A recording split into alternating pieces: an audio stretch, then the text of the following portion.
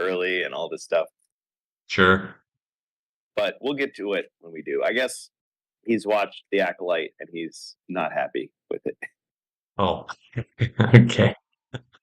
That's funny. I mean, big surprise, but I haven't seen it. And we'll get the YouTube chat open. There we go. Cool.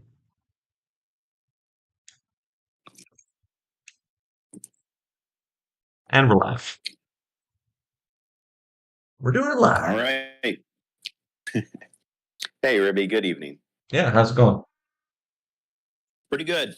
Sorry, I'm once again stuffing my face here. It's like this is my pizza dinner. Yeah. I thought about going someplace fancy tonight, but then I'm like, maybe tomorrow. I stopped at Tomorrow's the the last day of Gen block Con. party, and they had some pizza there, and I had pizza too. So Pizza time. I'm all pizza out of my mind. Yep. They had the official Well- Gen Con pizza, I might add. So I had that, Ooh. which was basically a regular pizza with like Funny slices? jalapenos and like crushed up Doritos on it. Did So you drink a Mountain Dew with it? no, I had the official Gen Con beer with it. See? There it is. I had to Official get meal. yeah. That's what How I had was to it? do it. Was it good? It was fine. It's not my cup of tea normally. It's very sweet. Not usually into super sweet drinks. Mm-hmm. But yeah, that's fine. It looks like we got Yeah. Jason here with us. All right. Well, after you guys left, I had my interview with Doug. Yeah. It was very enlightening. Okay. Let's hear Very about it. enlightening.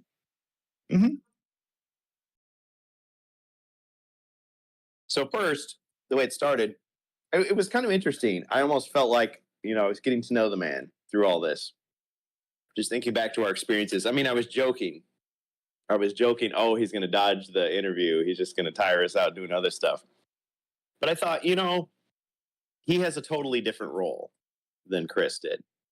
I guess for a lot of us, and maybe myself included, at times we've thought of him as the new Chris, just because he's the guy talking to us, right? But Chris Nato was a director, whereas Doug Hopkins is a designer. And so I think, rightly or wrongly, people were sort of tasking him with like answering all the questions like Chris would have done back in the day when he was in charge. And so not really fair to him, to be tasked with that. Sure. But he kind of emphasized and defended himself a little bit, rightly so, saying that, you notice when he answers the questions, he would answer the rule questions. Mm-hmm. But when it's something else, he would say, I'll pass it along. Which was not just being diplomatic. He really did, he passed it along. And he wanted to emphasize the stuff that he is doing and, is able to do for the project and the fans. So a lot of the questions I got were Chris questions. They weren't Doug questions when you think about it. Like when are you guys going to remake this? When are you guys going to release this? When are you going to fix this? And it's like, it's not me. So I think he pushed back a little bit on it at the start. And at first I thought, oh, he's going to just shoot down all my questions. This is no good. But he's like, well, what kind of an interview is it if I'm just saying I can't answer that? Oh, that's not me. Like, it's just going to be the same thing over and over. So I was like, okay, well, these are the questions I can answer. And then he added on to it, well, and I really want to talk about this. So it was kind of a give and take at the start. That was before the interview even started. So then when we sat down, I was trying to get my, I think he wanted to do a video interview, but my GoPro was not working too well. So instead we just kind of did what we did before last year, which is, get an establishing photo of us smiling, to say, hey, everything's cool. We're not going to fight. And then do the audio. But Okay. Doug is a very animated guy, and he went through and he just talked about his passion for designing stuff and how he emphasized, as we've heard before, the collaborative nature of HeroQuest. How it's not just, we might imagine, it's kind of like the auteur theory of filmmaking, where it's like, George Lucas, the visionary, he puts out his ideas and then everybody just kind of makes it happen according to his desires. It's not like that. There isn't just a one person that does it. Doug does a lot of stuff, but it's the rules. He's the rules guy. And so it's like, okay, it's good to hear that again, coming from his perspective. And he talked about how the marketing is such a huge part of it, but Patrick's the guy for that. And I interviewed Patrick and had a great interview with him, which I'll tell you about. But this is the one most fresh in my mind. So I'm kind of all over the place with this. What did you want to hear? I mean, I thought it was a good interview, but it was a tough interview because there was some like give and take. I mean, I think there's been some negativity that we had to address. I have a And very direct question Mhm. that has been asked over and over again. Did you get a date or a rough time frame for First Light? So he just had to say coming soon. Okay. And that's a Figures. reversal. That's a reversal of what we had before, because at the beginning, it was like you're going to be told when and where First Light will be released. But as we've seen up to now, things are not quite ready yet. Yeah. The whole Yeah. box isn't there. It was definitely I some mean, he didn't. prototype stuff we were Yeah, the playing dice colors aren't right. with. Hmm. They had to change the cover last minute. There's a lot of things there. So it's kind of like the questions that we had in our minds all this time are like becoming clear. It's like dawning on us. Like, oh, okay, that's why. So it's like it is coming out. It is coming soon, but how soon? Don't know. Yeah, ask point blank, and that's what I got. So yeah.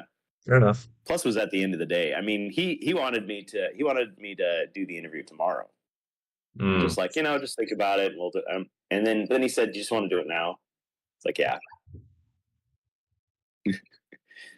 So, but I think it went well. I think it was good. It was helpful, and I think people who listen to it once it's posted publicly will be able to like get more of a feel. Because I remember like when I was asking questions of him on the Discord, like people privately usually would say to me like, "Ergen, why don't you just leave him alone? He's just the rules guy." Like maybe they're remembering when I yelled at Evelyn Bill. It's like it's not his fault. Just leave him be. you know, he's not in charge of that thing, or he's got stuff. He's busy. But I said, well, I mean, he's choosing to answer. He has the time that he has. But I mean, he does say in the interview, which when you get to hear it, Doug says, we're a small team. I think people get the impression, and I think of this too. It's like, oh, Hasbro is such a giant corporation. Why don't they just give them whatever they need? And when Chris was in charge as the director, that was his task, was to justify everything they did. But now that they're kind of established and they kind of have their pattern going, it's like he didn't outright say that that's no longer needed, but it's kind of like they can stand on their own a little bit. And so they can just focus on what they do. And change takes time, but it looks like they are still on the course that was set some time ago. And he pointed out that Chris Nato came in about the time of Age of the Mirror, which I guess I wasn't really thinking about the chronology like that. Like, oh, okay. As far as like being someone to bounce ideas off of. So I'll probably have to listen to it again because I'm really tired, like to get all the nuances of what he was saying. But yeah, it was kind of trailing off here. Yeah, did I answer your question? It's There's no fine. Don't more. worry. There's probably more stuff people are asking. I was wrong Yeah. about the dice. I was wrong about the dice, and I think other people may have reported what I reported, which was wrong. So sorry. The what I'm calling the Mountain Dew dice, the giveaway dice, are different than the Jungle's Delthrak dice. Mhm. Jungle's Delthrak official dice are in a tin. They've got like sparkly stuff in them. They have kind of a wash look to them, but it's green. So more along the lines of the Dread Veil dice. But there's no playmat yet. And Yeah. the only way you could get that tin, see, here's the thing: people misunderstand this. The only way that you can get this tin right now is to buy Jungles of Delthrak at Gen Con. There's none of this pre-order stuff. There's no buying it online. So people are telling me, Kurgan, I'll send you all this money. Mail me the dice, please, please. I need the dice. And what I want to say to them, And I did not go out and buy another copy of Jungles of Delthrak just to get the dice. Because the guy behind the counter told me each tin of dice is matched with a box for Jungles of Delthrak. So there's no like, oh, you pre-ordered it already, you bought it already. Here you go. There's none to give away. So I'm sorry, I'm not going to mail any out to anybody. I apologize. But you will be able to get them because they know that there was a problem getting the Dreadveil dice to everyone that wanted them. And the Jungles of Delthrak dice are going to be more available. How much more? Who knows? It's all based on demand and supply and everything. But you're going to get a better, different playmat. It's not going to be the same exact scroll. I mean, we talked to the fan rolls guys, and he kind of knew something. He didn't know tons of stuff, specifics. But I was told, yeah, it's going to be maybe something more like what you're used to seeing, like those.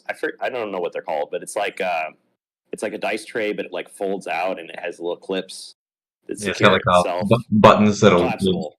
Yeah. Yeah. The way it was, I mean, I didn't see any pictures, but the way it's described to me is I was thinking of something like that. So I'm expecting something like that rather than like a scroll that you unzip and unrolls and it's just a flat, piece of cloth, microfiber or whatever.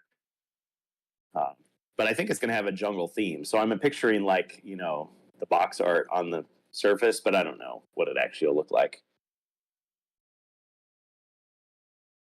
So it's the tin that was the exclusive thing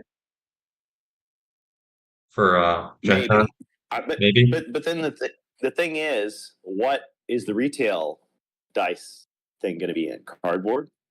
I mean, maybe. Well, here's the thing. The guy at Or the do you have a counter, metal tin? I asked the guy at the counter, I said, what is, I said, do you get the dice with jungles with every purchase? And he said, yes. And I was like, okay, cool. And he said they're You're exclusive breaking to, up a little bit there. can you hear me now? Oh, I'm dropping frames. Yeah, go ahead. Yeah, I can see my connection is not looking too good here. It's probably because I'm trying This to must be so upload. fun. It's probably because I'm trying to upload at the same time. Okay, I'm good? You're good. So Okay. talk to the guy behind the counter. He said He said that the dice you got with the jungles it's at purchase, Avalon Hill.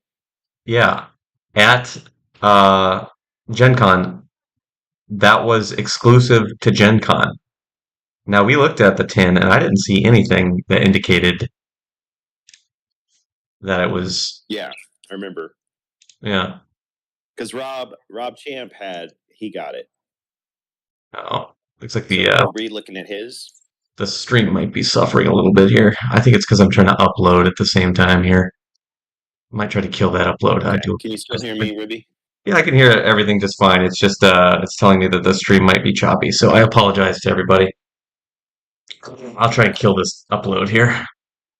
Anyway, um, yeah, but we looked at the tin and we didn't see anything that looked, nothing had Gen Con marked out on it or anything like that on the tin. So is is that true that it's some kind of exclusive Gen Con thing? I don't know. It didn't really seem like it. Well, at the risk of being wrong twice in a row, my impression was if it is exclusive, it's only exclusive for right now. Later, it's not going to be exclusive anymore. Sure. Now the guy didn't say that, but that's how I interpreted his words. But if he said something extra to you about it that gave you a different impression, I guess, Yeah. yeah, maybe go He with might, that. maybe he just misspoke. I It's don't know. kind of like the guy who was saying, yeah, it's kind of like the guy who was saying, well, what was that person saying? They said something and it was like wildly off. Was it the Oh, two? that the rogue and the monk wouldn't be restocked. It's like Yeah. Avalon Hill told me that. It's like, how do you know what to believe? Because that's not what they told me. Right. So I don't know. I'm not going to, say that he's wrong or that you're wrong. Maybe the tin would be exclusive. I mean, maybe it could have. Yeah, Maybe it'll but just be like a you said though, cardboard. if it's coming from that same company, and I mean they clearly did the Dreadveil dice, which also came in a tin, why would we have any reason to believe they would come in something else? They've already got the packaging made. Of course, it's going to come in that. So I think it's just more like the people at the con were getting stuff early, and they Yeah. got the yellow dice, which I don't think will be available anywhere else. Exclusive.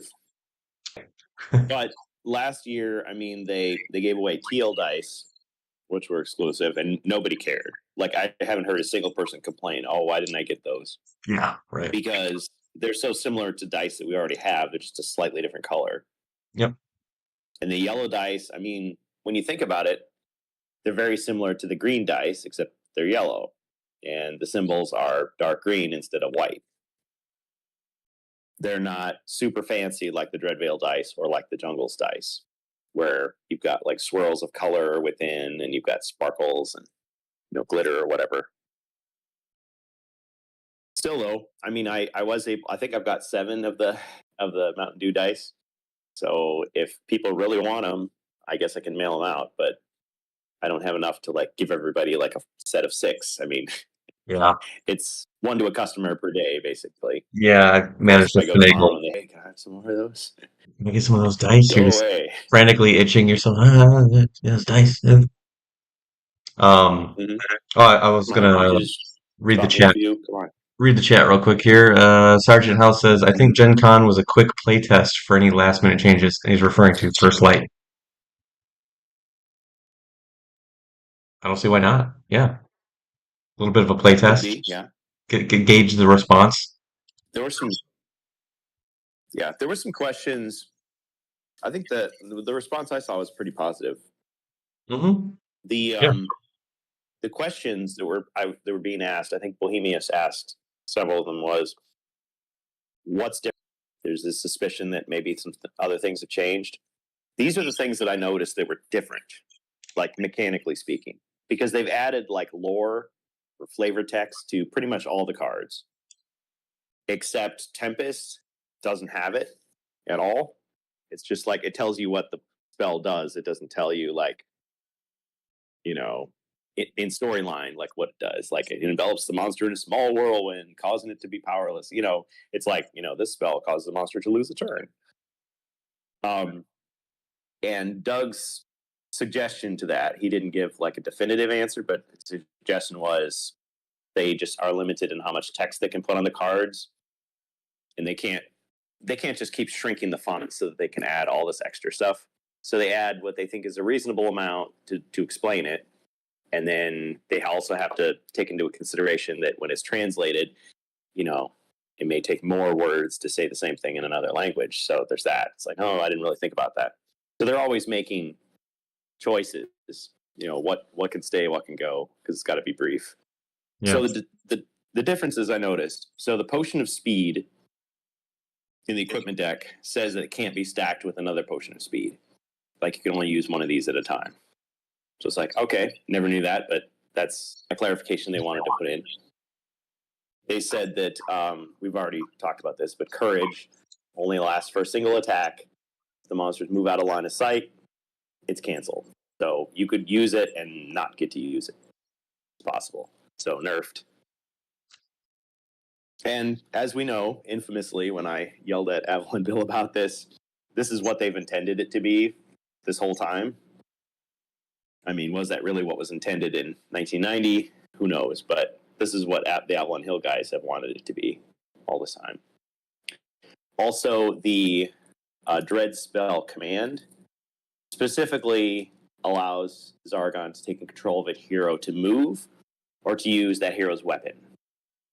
So that answers the question about can you use the spells that they have or use the artifacts or well, I guess an artifact could be a weapon. So there's still some room for interpretation, as far as like what does command actually allow Zargon to do, but it limits it somewhat.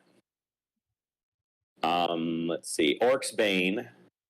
So there was a suggestion some years ago, which I'd never considered, like when I started playing the game as a kid, which was, well, what if you have 2 orcs that are flanking you? Can you attack one and then turn around and attack the other one in the same turn with Orc's Bane? Why not? Well, that's kind of a cool idea. They're saying no. They're saying you just do 2 attacks against the same orc. That's it. So it's just meant to be extra strong an individual orc. So I guess if you kill him with the first attack, then the second attack is just wasted by suggestion. And we know from later expansions that they intend the second attack or the first attack to be unblockable. Like one of them is unblockable. So you're likely to take the orc down with it. Other than that, I don't recall any mechanical changes. Maybe somebody will pick one out that I missed. I mean, of course, they say the hand axe can't be used by the wizard and the helmet's made of metal. They do not refer to red dice anywhere in First Light that I've seen. They talk about movement dice. And at least in the version that we saw, the movement dice are white with red pips. So I guess if they called them red dice throughout, it'd be confusing. Now, as we know, all the expansions say red dice. So I guess people will still be confused. But who knows what things they might tweak as it goes. Let's see. I'm trying to think if there was something else. Oh, so the remake of Hero Quest comes with multiple copies of certain things. So, like, there's more than one shield, there's more than one longsword, crossbow, battle axe. Even though cards don't limit supply, I mean, the armory is just a concept, using the equipment cards. But First Light still has those duplicate cards in there. And it still has the special artifacts like Fortune's Longsword and, the Ring of Fortitude and all that, which you'd expect because it's supposed to be compatible with all the expansions. So that's what I learned about First Light. What are some other things that people are asking that we haven't hashed out yet? I'm gonna remember. It's all kind of gone in and out at this point. I'm really tired. Are you tired? Yeah, yeah. I'm like delirious. Um, Mhm. let's see. I guess I could jump back through So Discord just here. hit me if we missed something. Yeah, let me jump back into the, let's see, spoilers channel, and let's see if anybody. Oh yeah, we were supposed to say spoilers at the start, weren't we? Oops. Well, I While we're looking assume. at those questions, though, oh yeah, go ahead with the questions. Um, could you ask him if there's some kind of new game mechanics project, or should we go by homemade rules? I'm not sure what that means.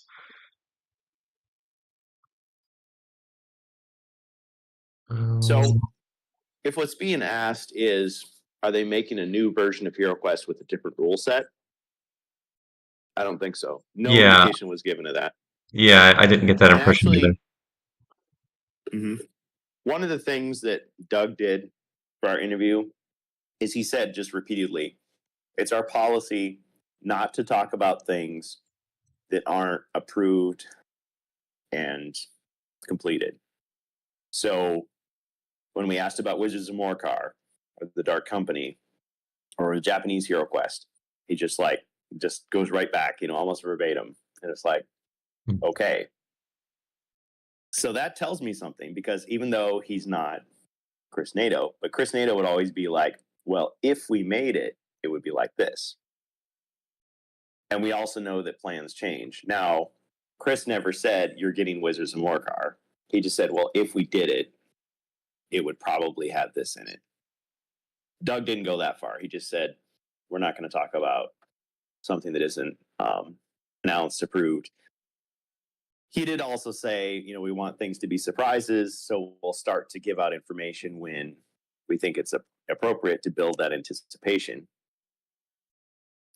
Companies don't want leaks, but they don't comment on leaks either because then they're confirming it, right? So it's just a Yeah. rumor until it actually happens. So it's no longer a rumor. But there was a question in there about like, are they going to start releasing like just a pad of, or I mean, a deck of alchemy cards like on its own? No, nothing like that. What Doug did say repeatedly in the interview was he would rather people say, I want this. Lots of people saying publicly, I want this for Hero Quest. I want this in Hero Quest.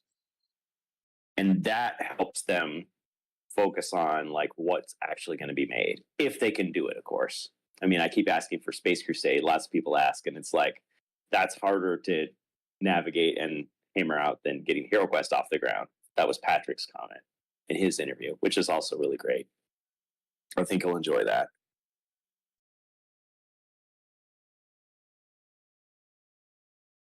What else are people saying? I'm still scrolling You know, around I'd looking. like to say to Oh, hey. say thank you to you guys for doing this live stream. I'm listening here in South Korea and really appreciate all the info you guys are passing. Yeah, our Oh, pleasure, man. thanks. What's your handle? Well, I wasn't looking at my screen. Jeff Woody? Whittyard. Oh, yeah. Great.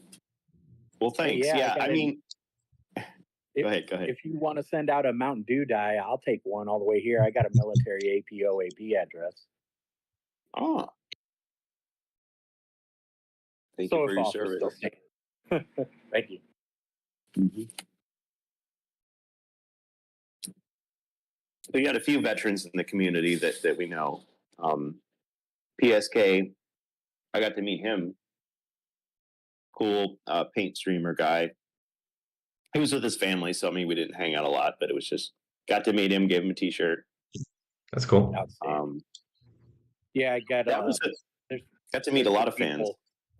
Go ahead. There's some people at Gen Con that I know went, especially a publisher I work with. I do a lot of illustration for Gaming Honors, and they're out there this year. And I think I'm going to fly in next year for Gen Con. Mm-hmm. Right on. That'd be awesome. Cool, man. We'll have to get some more Not swag talking ready about for next Gen year. Con is awesome, but there's a lot of awesome to be found. What were you saying? Oh, yeah. Wife. Yeah. People are asking about the dragon. Is it gray, glossy, or bright? Oh, that's his bizarre gun. It's like silvery. So, yeah, I kind of felt like that too. Like, if anybody has seen Warhammer Fire Team, if not, it won't mean anything to you. And that one, like it's not painted, of course. The Space Marines are bright blue, and the Necrons are like kind of a steel gray color. But I mean, it's not chrome plastic. It's not shiny plastic. It's kind of steel gray. That's what I felt like when I was looking at the dragon. But when you hold it up to the light, like the wings, you can kind of like see through the wings, kind of like a bat's wings in the sunlight. It's weird. But it was kind of a cool effect. It wasn't just the plain flat gray that we're used to seeing, like with the Chaos or the Dread Warriors or the Gargoyle in the remake version. So it's some different color. Kind of silvery.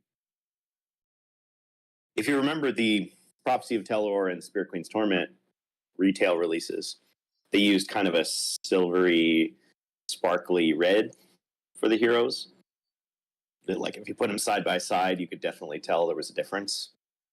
Mm-hmm. And I'm sure if you put this dragon up against the big game system gray figures, you'd see the difference like right away. That's what we should do if we have time tomorrow. And even if not, I can imagine it.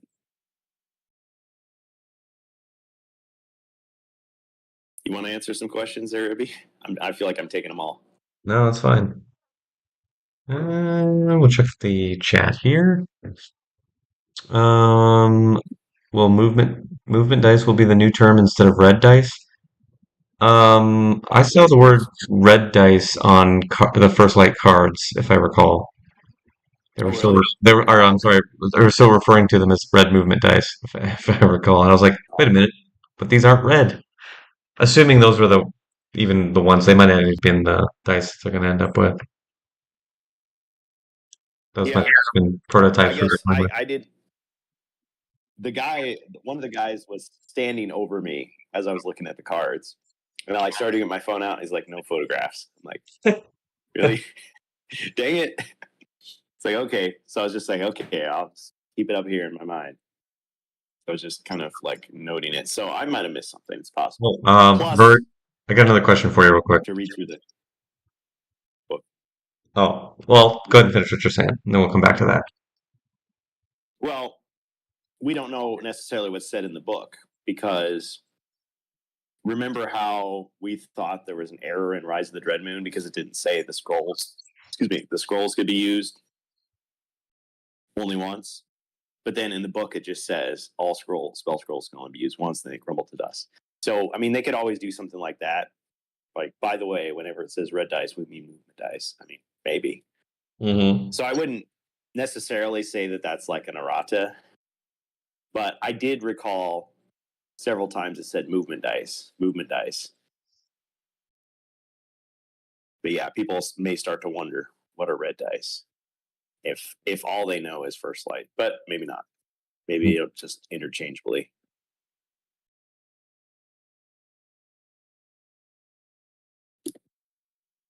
Go ahead, talk. I'm getting less hangry. So Next question. Oh, okay. Is the pizzas taking effect? So we got Yeah. Berg saying, guessing nobody answered any Crypt of Perpetual Darkness / Joe info or things about what's next, like Wizards of Morcar. Pretty much, yeah. Yeah, no answers on that. The sentiment from both Doug and Patrick, on and off the record, was basically that if there's a demand, if they see that there's a demand for something, if people keep asking for it, and it's possible for them to do it, they'll do it. It may take 18 months for us to see whatever they get, but they didn't say yes, it's coming out. Crypt of Perpetual Darkness is coming out. They didn't tease it. It was just, so we went from Chris's flat out no. Well, first he said it's behind a Joe-shaped door. Then he said no. And now they're saying we just won't answer that question until such time as, something is announced or we do know. So, yeah. All right, next one. Also, Verg.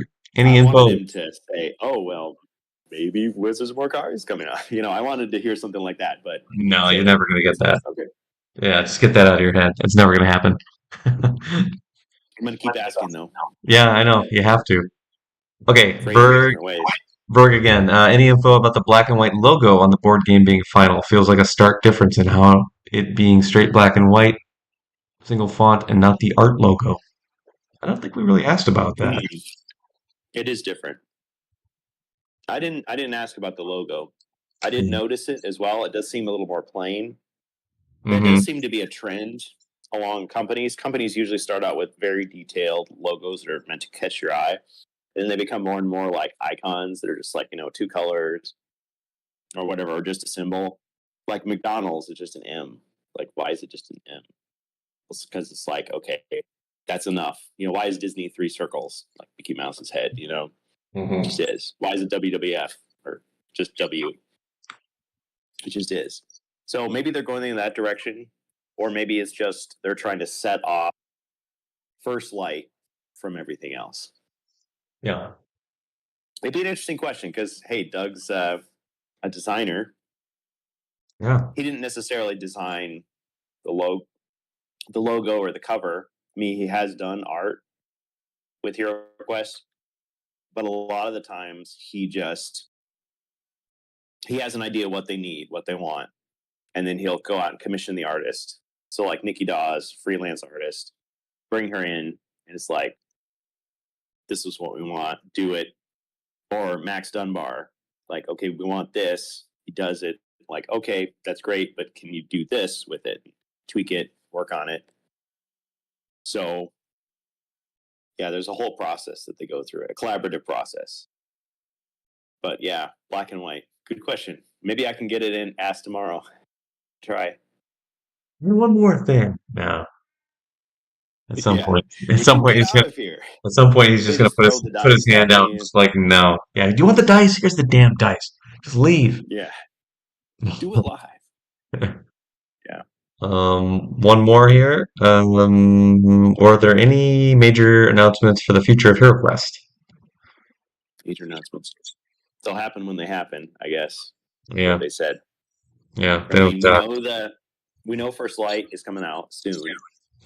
Beyond that, they're doing those store demos, but I mean that's just to promote the products that are already out. and give away more green dice. Oh, but that's what we don't know. Or yellow dice? Hmm. Well, yeah, that's the question. Because all this time, see, in my mistaken thinking, I was thinking all the dice they're talking about are the Mountain Dew dice. But now I'm thinking, I wonder if the Jungle's Deltrac dice are the ones they're giving out at those stores, That could be. or are they the Mountain Dew dice again? Maybe the Dew dice are just Gen Con, just deplete what they have, at Gen Con, and then everything else. They're just trying to get rid of them. They did a color test, or Yeah. these are the ones that fell on the floor. They're trying to get rid of them.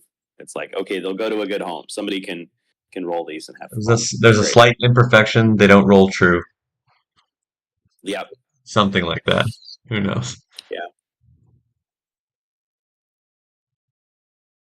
Might have air bubbles in them or something. Crack. But I'm sure I felt like the Dreadveil dice, they seem to be of a higher quality than the other dice that I'd seen before, the HeroQuest dice. But the problem with them was they were hard to see and light. Like the symbols were kind of hard to see if you were across the table.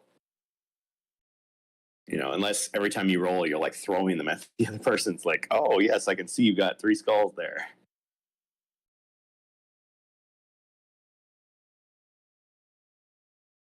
I don't know. Go ahead. You figure they could just use the Dreadveil dice for whoever's playing Zargon. Yeah, they could. Keep them behind It's one way to do it. Cardboard. Yep. I mean, there's enough colors. Well, there's more than enough colors to have every player have their own color of dice, if you wanted to. But I find that in actual gameplay, people just kind of grab whatever dice are handy. So after a while, the board is just littered with different colors of dice, and people are just like, "Now, what did you roll again? Oh, that one's yours, and then that one, and what was the other one?" It starts to get confusing. That's why I like to use like a dice tray. And yeah, if you're going to pick a color for each person, stick to that. But oh well. Or you just pass the one set of dice around, and people actually have to remember. 3 hits. Okay, 3 shields. Got it.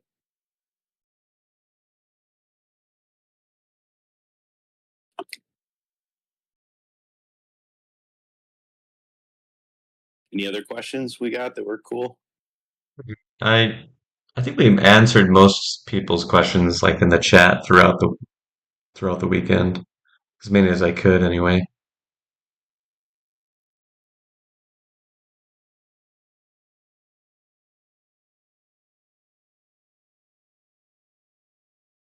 I had one. I was wondering if you guys would be able to ask them if they could release those original HeroQuest books. Because it's my understanding they had like some mini adventure you could play along with in them.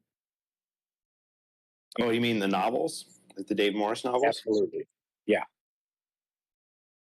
Well, I remember Chris said that those aren't canon anymore. Now, when has that ever stopped a company from releasing stuff? I mean, Absolutely. Lucasfilm was like, oh yeah, everything produced before this year was Legends. And then they re-released it all. It's like, what? So you're saying don't care about it, but we'll sell it to you anyway. So I personally would love to see those. But yeah, even if it's just a digital PDF download, I think they can make a few bucks if they own that property. Well, I think Dave Morris himself actually released his own novels, is what I thought. And this was many years ago. So I don't know how legally that works. Like, can they buy the rights back, start selling it again? Or if they just reprinted the book, would it be just like how Barnes and Noble can sell Frankenstein, even though Frankenstein's in the public domain? It's like, oh, well, our specific typeset version of it with our specific footnotes is copyrighted, but Frankenstein itself can be used by anybody for free. Maybe. I think the problem with the Dave Morris novels for them would be it contains a lot of art, which is from the original HeroQuest. And so it comes directly from Games Workshop and Gary Chalk. So they'd either need Games Workshop to sign off on it, or get Gary Chalk's permission, or they'd have to just like have all new artwork, which I think the PDFs that Dave Morris released, proved the release of, have like generic art rather than the original artwork. And the quests, the specific quests, are not in there. Like they're cut out. Although you can find them other places like Eildon. My idea, which I guess they can't really use fan ideas. They can't, like, you can't just send them an idea and then they make a mod of it, because then, like, you'd have a case against them that they stole your idea, even though you said they could, so they just don't get involved with that. You could hire Dave or somebody else to like write new HeroQuest novels, but I suppose you want it because you want like a pristine paperback, like in the old style, right? Absolutely. But even with PDF, they can switch out the art too with the art they currently own. Yeah. Well, if you go online to the Fabled Lands blog, that's Dave Morris's blog. He actually has links to the files. And if they're out of date, you can just message him and he'll give them to you.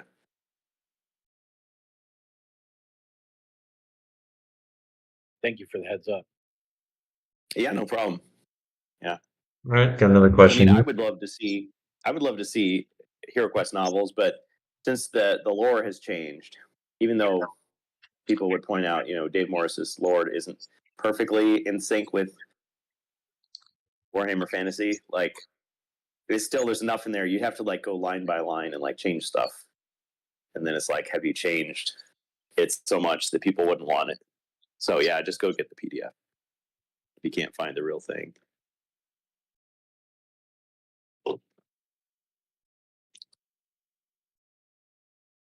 What else have we got? Have any new artifacts been revealed? I Nope. didn't see any. We didn't get to see the artifact deck. The only new content in First Light seemed to be the 10 quests, the back to the game board, the caverns, and the dragon monster. Everything else has its equivalent in the game system. So artifacts are the same, spells are the same. Yep. Maybe reworded a little bit. Yeah. Yeah, the wording has changed. So like it talks about, I think it's Fire Wrath like singes the monster rather than blasting with flames. And I forget what ball flame is. It like it engulfs it in flame, or rather than it envelops in flame, or it's like the word choices are changed. So if you put the two cards side by side, you wouldn't just have to go by the copyright date. Like you would actually see the text is different, even though the mechanic is the same. Usually the same.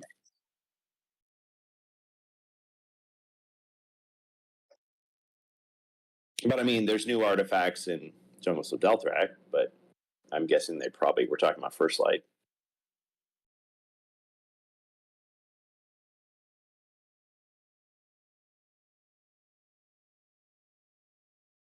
I can think of a question here. So, sure. If you have the dragon spear, will it work on this dragon?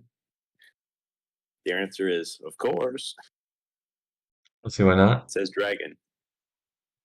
No, it's a dragoon. It doesn't work on a dragoon. Just joking.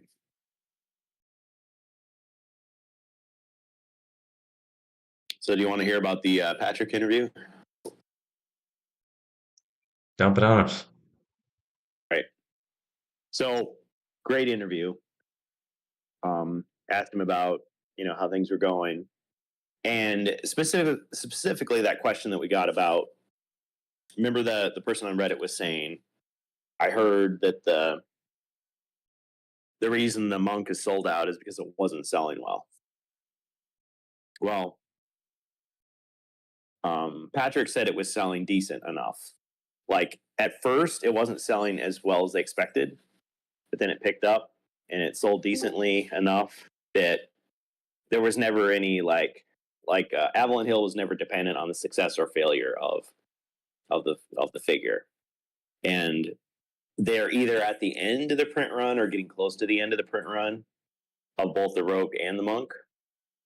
But that doesn't mean it's like going away. That just means the company always has to make a decision.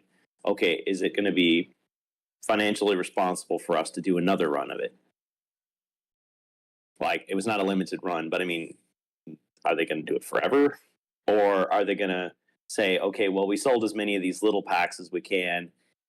If we want to keep it available, it's going to have to be in some other form, like putting the Guardian Knight into Rise of the Dread Moon. So both Doug and Patrick said the same thing towards, we know people want these characters. And as long as people seem to want them and there seems to be a demand, it doesn't matter if those print runs end. They can just make it available in another format. Again, using the Knight as an example. So they don't know what the future holds. It kind of just sounds like they're just doing it on, not case by case basis, but they're just keeping an eye on it. So for someone to say definitively, "Oh, it's not selling well and it's not coming back," is no, that's not what they would say. And actually, Doug said he thought that it was selling great. At the same time, he would point out that he's not the marketing guy. So how is his answer any better than Patrick's? I think Patrick probably knows better, but either way, they both talked as if the monk and the rogue did sell well. Of course, they were focusing mostly on the monk because they said people are constantly asking, where can I get the monk? Where can I get the monk? Super fans want the monk. So they know it, but the numbers have to speak for them to make their decisions. So hopefully the company realizes, yeah, they need to make more. Because it can't just be scalpers that are buying them. Like, scalpers can buy up a lot of product, but they can't buy like every copy in every country. Can they? Can they? And they, damn it!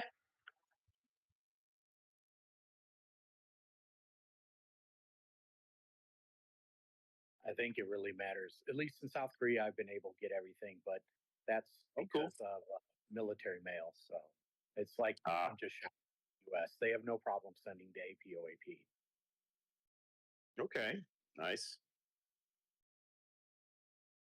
I know that my local, it's everyone's local here in South Korea because there's only one comic and hobby shop up in Seoul. They've had to go through other distributors, so the price of everything goes up really high. So they tend to only order when people specifically request, especially for something like Hero Quest, where it's not that well known here in South Korea. Mm-hmm. But I mean, silly question to ask, but it's in English, right? It's not in Korean. Yep, absolutely. It is. They use a distributor who's this is what it was explained to me by the owner. They have a distributor who forwards to South Korea from the U.S. So they get a lot of U.S. comics that are in English. In fact, almost all their comics are in English, along with all their RPG related stuff. It's all at a markup, but they can at least get it in, especially if you request it. Mm-hmm. So it's like you're importing it, what you're doing. Yeah, absolutely. I get around that because I'm basically a U.S. address. But for other people who are not affiliated with the military, they have to go through our comic shop up here, and have to be aware of the game to begin with too. Yeah, I believe Jacer is ex-military. Of course, I didn't ask him about when he served or anything. Might be an interesting conversation if he wants to talk about it. Yeah, I'm ex-Army, but I still live and work over here with the military. I'm a contractor. Okay.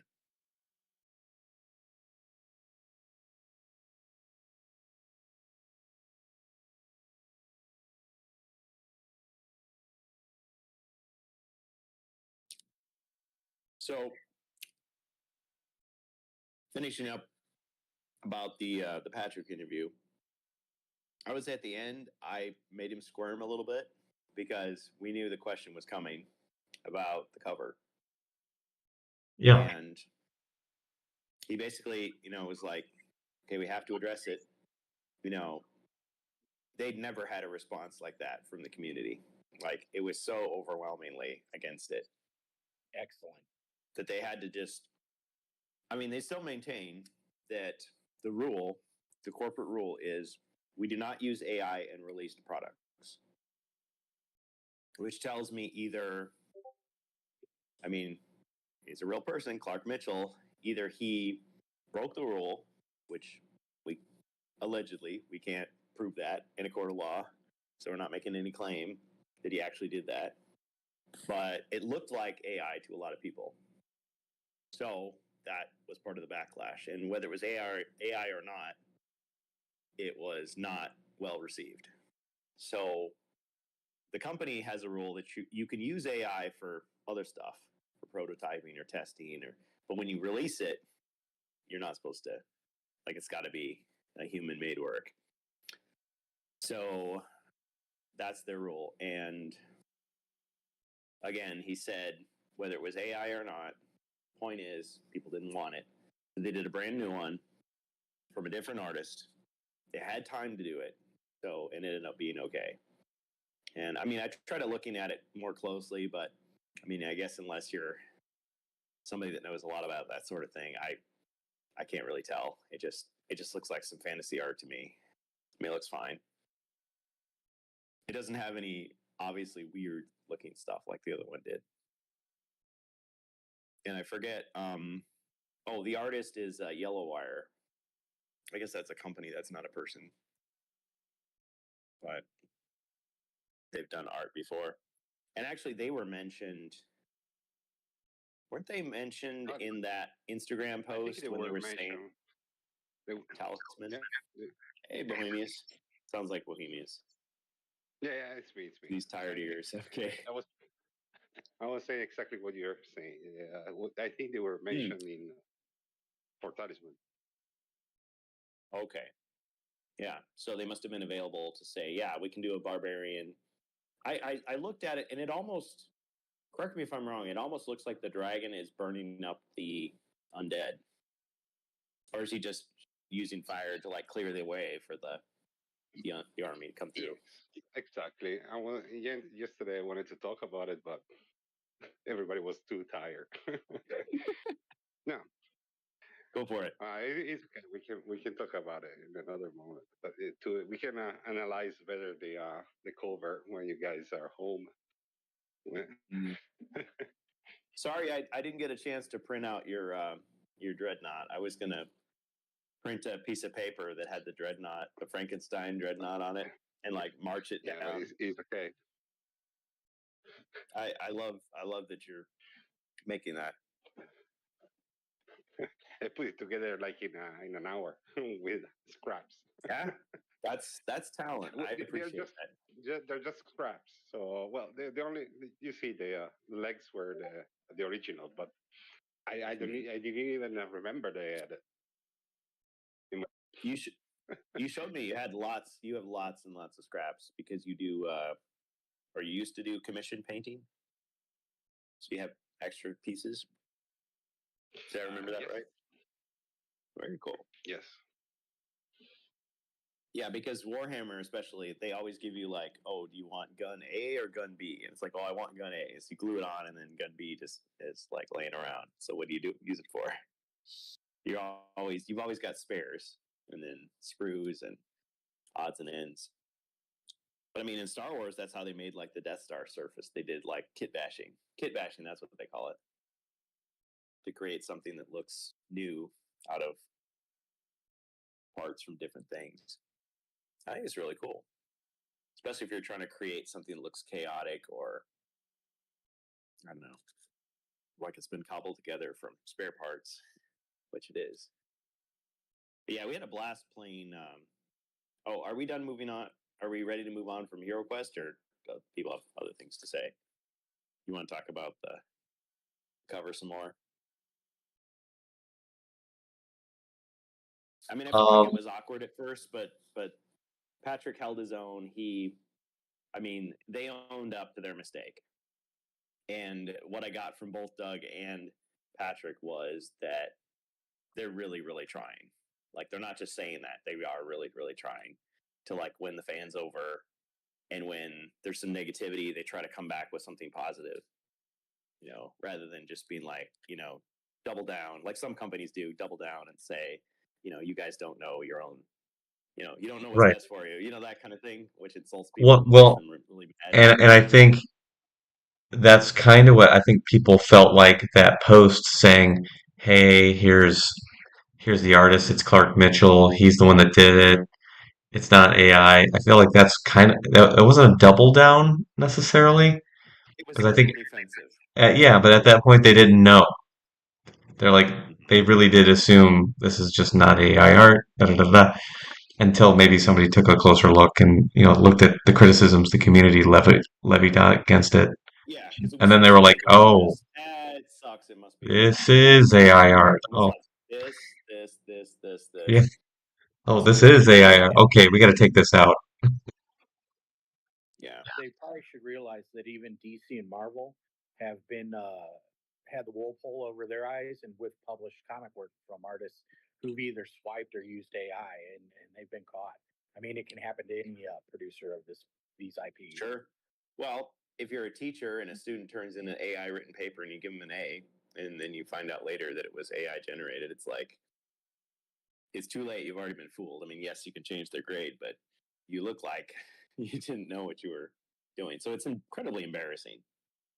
But again, neither one of them said flat out, yes, it was AI. We were fooled. But they just said, regardless, it was the wrong cover. It's not what people wanted, so we changed it. We're sorry. It's like, okay, that's much better than, hey, we're dedicated to human work. Like as if they're saying there's no possible way this could be anything Hmm. amiss. So I respect that. Yeah.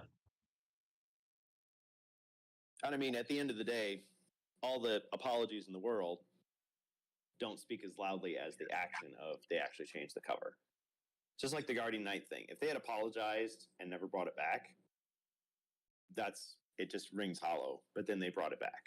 So it's Hmm. like, oh, now in hindsight, I can look at that apology and go, that was sincere.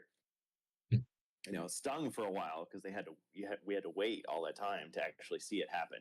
Because in the board game world, it takes that long. I'll tell you what, though, even still to this day, I am extremely curious to see what or to know what that contract was that it was so exclusive they wouldn't bring it back, even though you had people clamoring for it. Mm-hmm. I just don't understand it. Yeah, and we'll probably never get to see it because No, it's for sure we won't, but eternity. yeah. Yeah. Well, my thought was, if I'm a store, like, don't stores do that a lot? They want they want to have the version of Halo that has the, I don't know, unlockable 3D glasses or something. There's always like a store exclusive. Yeah. And maybe they thought we're going to get this great, awesome, collectible that's really going to get people excited. But it's like they had to know that. But if it succeeds, you're going to attract all these people who won't get it. Who are just going to be like, "Aw." And I suppose the Hasbro HasLab theme, and no offense to people who like it, like, I mean, Glasgow likes it. We like Glasgow, but it's like that. It all is fueled on FOMO. The point is, you miss out on the first one, and you're pissed, and so you're like, I'm not going to miss the next one. So you pre-order early, or you uh, contribute early, you back it early, and that's like the only way that you get going because it never comes back. It's always scalped, because it runs out.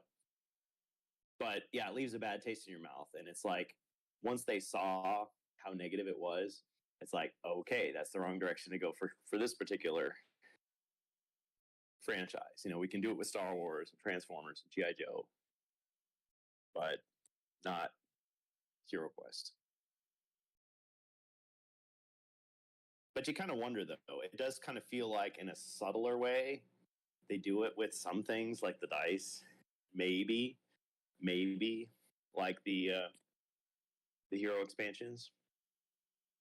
But I suppose it's one thing to say, okay, we created a product and it sold well, but just not well enough, so we stopped making it eventually. versus right from the start, it's going to be an exclusive. We're only going to make this many copies, and after that, nothing, no matter how well it sells, period. So on the one hand, they plan it to expire and rely on FOMO, and the other one, it naturally plays out. To play us out? What does it even mean? But I mean, you think about it. It's like, it's like if you made a movie and the movie absolutely sucked and it was terrible and it was losing money, but you're like, no, I'm going to keep it in theaters, like, as long as possible, no matter what. Like, no, you wouldn't do that. You wouldn't just keep printing a book that nobody reads and nobody buys. Like, there has to be something keeping it going. Otherwise, you're just burning money. At the same time, though, when they say, oh, it's not going to be limited run, I mean, I take that, as it's not going to be limited run. So if somebody starts saying it's limited run, it's like I don't believe them. Unless they were to say, oh, yeah, we're reversing our policy. Now we're going to have some exclusives, and then we're going to have the real product that everybody can buy. Instead, we just get these, like, I don't know, soft exclusives where it's like, oh, yeah, Pulse members get it first, or people at Gen Con get it first, or I don't know, certain countries get it before other countries. Mm-hmm. Eventually, everybody has a chance to own it. I mean, reasonably. Absurdly, you could say, well, okay, so Hasbro goes bankrupt. Everybody that was ever involved in the company dies. It's like, well, how are you still going to get the product? They have to come back from the dead and honor their contract. It's like Jack Sparrow and the Ghost Pirates are going to come back and here's your Hero Quest mate. We signed a contract. It's like, no. But I mean, eventually it comes to an end, but reasonably so. It's like, okay, they print Hero Quest for the next 10 years. Well, for the next 10 years, you can buy it pretty much. Eventually it'll be harder to find. But I mean, if I want to buy an NES right now, I have to get on eBay. I can't buy like an original NES new, like it Toys R Us. It doesn't exist.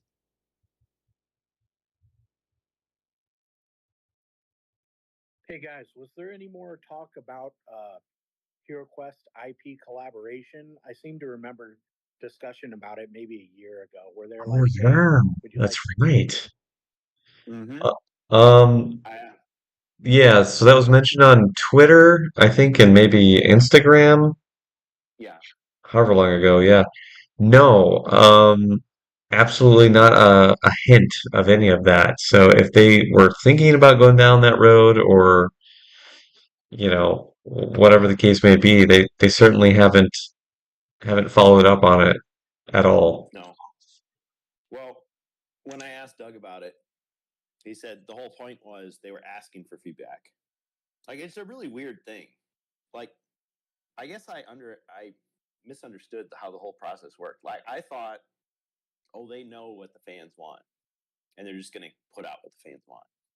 It's like, actually, they don't. I mean, they have a fairly good idea, but they don't know, like, what's the next new thing that we want. Yeah. Like, they've already done the things. Like, they knew we wanted Hero Quest, so they brought it back. So they want people to tell us. So, sorry, just to finish what I was going to say. Yeah. He gave the impression that they didn't have enough feedback to make any kind of decision on it. That's the way it came Yeah, out. but it's the same. It's the same thing they do lately with movies, right? Mhm. They ask what the people want. They prepare a different demo. They check which one is the best, and then they commercialize that one. It's a smarter way to do stuff instead of going for a secure flop Yeah. or a probable flop. At Mhm. least they taste the, I don't know how to say it in English, taste the waters, check the water if it's good. Yeah. And the feedback is important because, people, are hard fans. Okay. They know this game for 30 years. They're Yeah. experts. More maybe than people at work. Say this one works, this one doesn't work. So if they see the majority of the people, of that kind of people, not the public, okay, the people that know the game, Mhm. approve it, then they have like a green flag that they can go Yeah.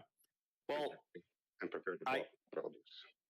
I think several companies of these forward-thinking companies, whether it's Hasbro or Renegade Games, they actually look for super fans to hire, for whatever capacity, because they know that those people know the product and they know what other people like. Because yeah, you could just, I don't know, I'm just a weird guy that really likes, I don't know, dead end corridors. And I always put dead end corridors in my mazes. And everybody hates them, but I love them. It's like they're obviously not going to make it for me because that's just one sale, you know.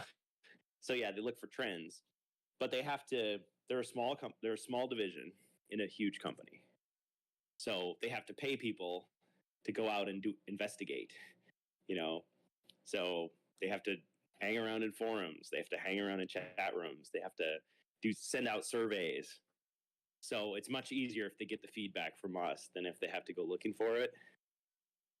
If that makes sense, which again is kind of weird because I always just thought, oh yeah, they'll just wrangle like a crowd of 10,000 people and say, okay, what's Yeah. best hero quest? Even if they ask directly, a random question to a lot of experts, every single expert anyway got a different opinion. If they present a demo to the public of expert, then they can see all the um, expectation anyway, the reaction of everybody at the same time. And if our feedback today is more, I say similar to the reality. Okay, so if the majority of the expert, let's say, like it, it's going to be a success. Like the cover. If we didn't say anything, they would have kept the cover because that was considered the final cover. That was the real official one. You're right. If we had said nothing, that's what it was then. I'm not saying that we are the expert, but at least I'm saying that we care about the Yeah, exactly. Yes. We love it. We love the game. Yes. Yeah, we're correct. We're the target audience. I mean, not just us. There's also people that don't know they like Hero Quest yet, but they would if they saw it. But yes, they are not going to use people who will buy anything that has Hero Quest, any Hero Quest product as the base demographic, because they'll say, "Well, what do you want out of Hero Quest? Whatever you put out." Okay, but what is that? Whatever you want. Yeah, but what do you want? Yeah, they have to have something to go on. And yeah, they have to find out, what it is. And yeah, we can give them feedback because we can say, okay, this is what attracted me to Hero Quest. This is what I like about it. This is the best thing about Hero Quest. Like, okay, the beard guy said it, and he's right. A lot of people appreciated what he had to say, so there was some truth to it. Even though it was done in a kind of joking manner, but it's pretty true. So, yeah, but that makes me think maybe their marketing division doesn't have as many resources as they would want, and so they need more from us, I guess. Well, yes, they cut a lot of people. There's a lot of last year. No. Yeah. Hasbro cut a lot of people. They cut a lot of people from not just Avalon Hill, but I mean, a small team losing 2 people is still considered a lot. So, yeah, it's like they're forcing them to do the same output with less, with less personnel. I mean, maybe you could look at it as, the more people you have, the more opinions you're going to have clashing, but not necessarily. It's like you could look at it the other way. It's like more ideas, more manpower, more brain power. It's like, okay, you still got to do the same output. You got to work harder with less. So it's tougher.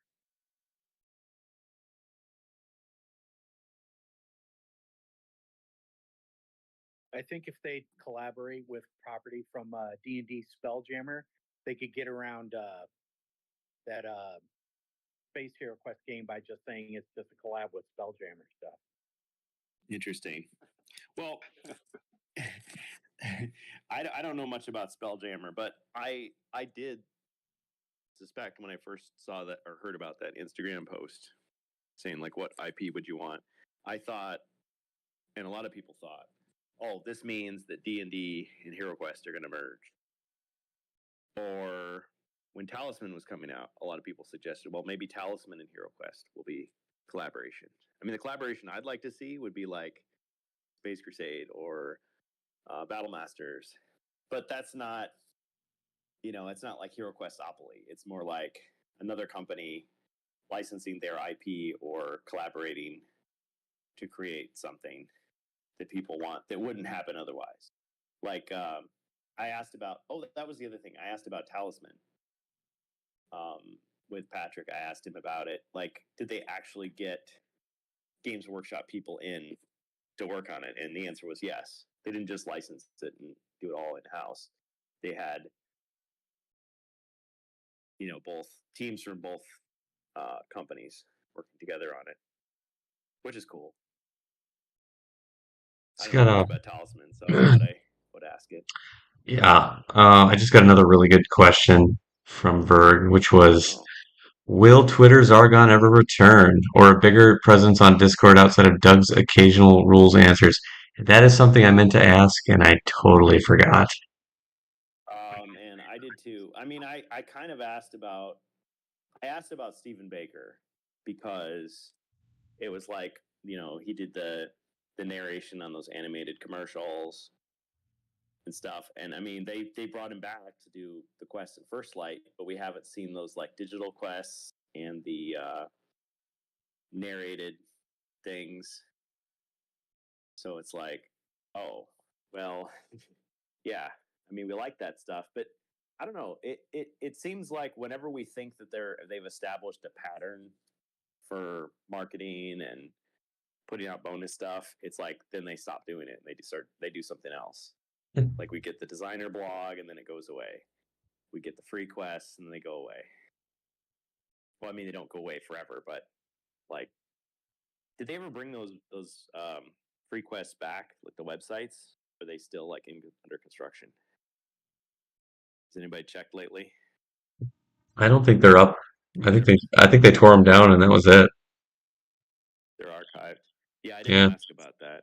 They're in the yeah. app, so I mean they're still in the app, but it's like, yeah, if you want to use them as Zargon, you're gonna have to look for the archive version. That was It another seems like some question. of them Yeah, downloaded already. that had been answered or asked Oh, throughout it the did too. weekend.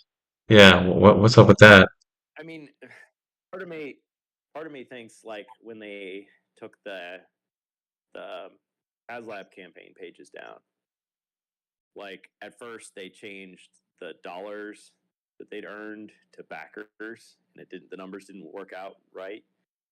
And it's like, oh, it's just a website error. But instead of fixing it, they just took the whole page down.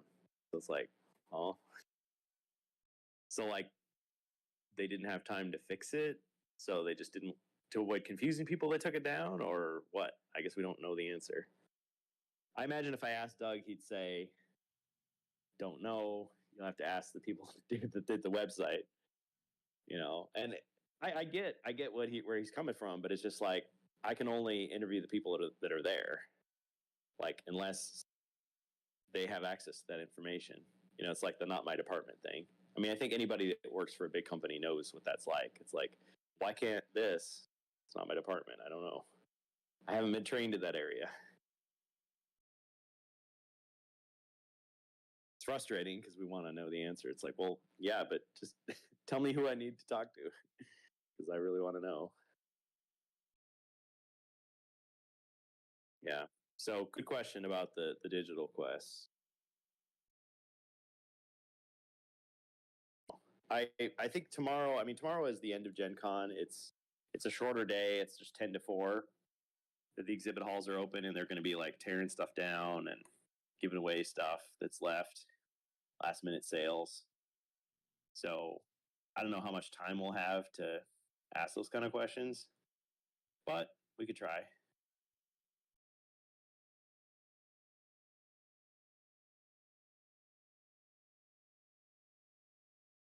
Well, do we run out of gas, or do we have other stuff we need to Real quick, I'll give a shout out to JP from the Hero Quest in Central Florida Facebook group. Doug hooked Oh us up yeah. with him, and he came over, and he is an obvious super fan.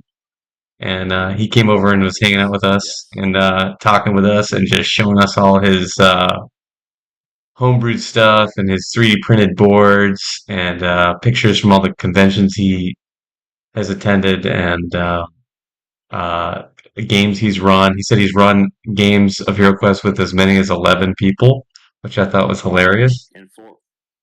Well, he showed 4 boards. He said that wasn't him, but yeah, he took a picture of somebody else doing it. Yeah, So yeah. So we hooked up with him and chatted with him for a few minutes, and he did not want to stop talking HeroQuest. His friend had to like peel him away so they could go work the Disney Lorcana. drag him off. We're gonna be late. We're gonna be late.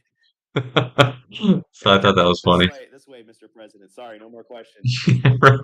Pretty much. Yeah, that's funny. Yeah, for sure. Yeah. Well, so memorable highlights of today's Gen Con. What would you say? Well, it's got to be hanging out with Doug, Other than and JP.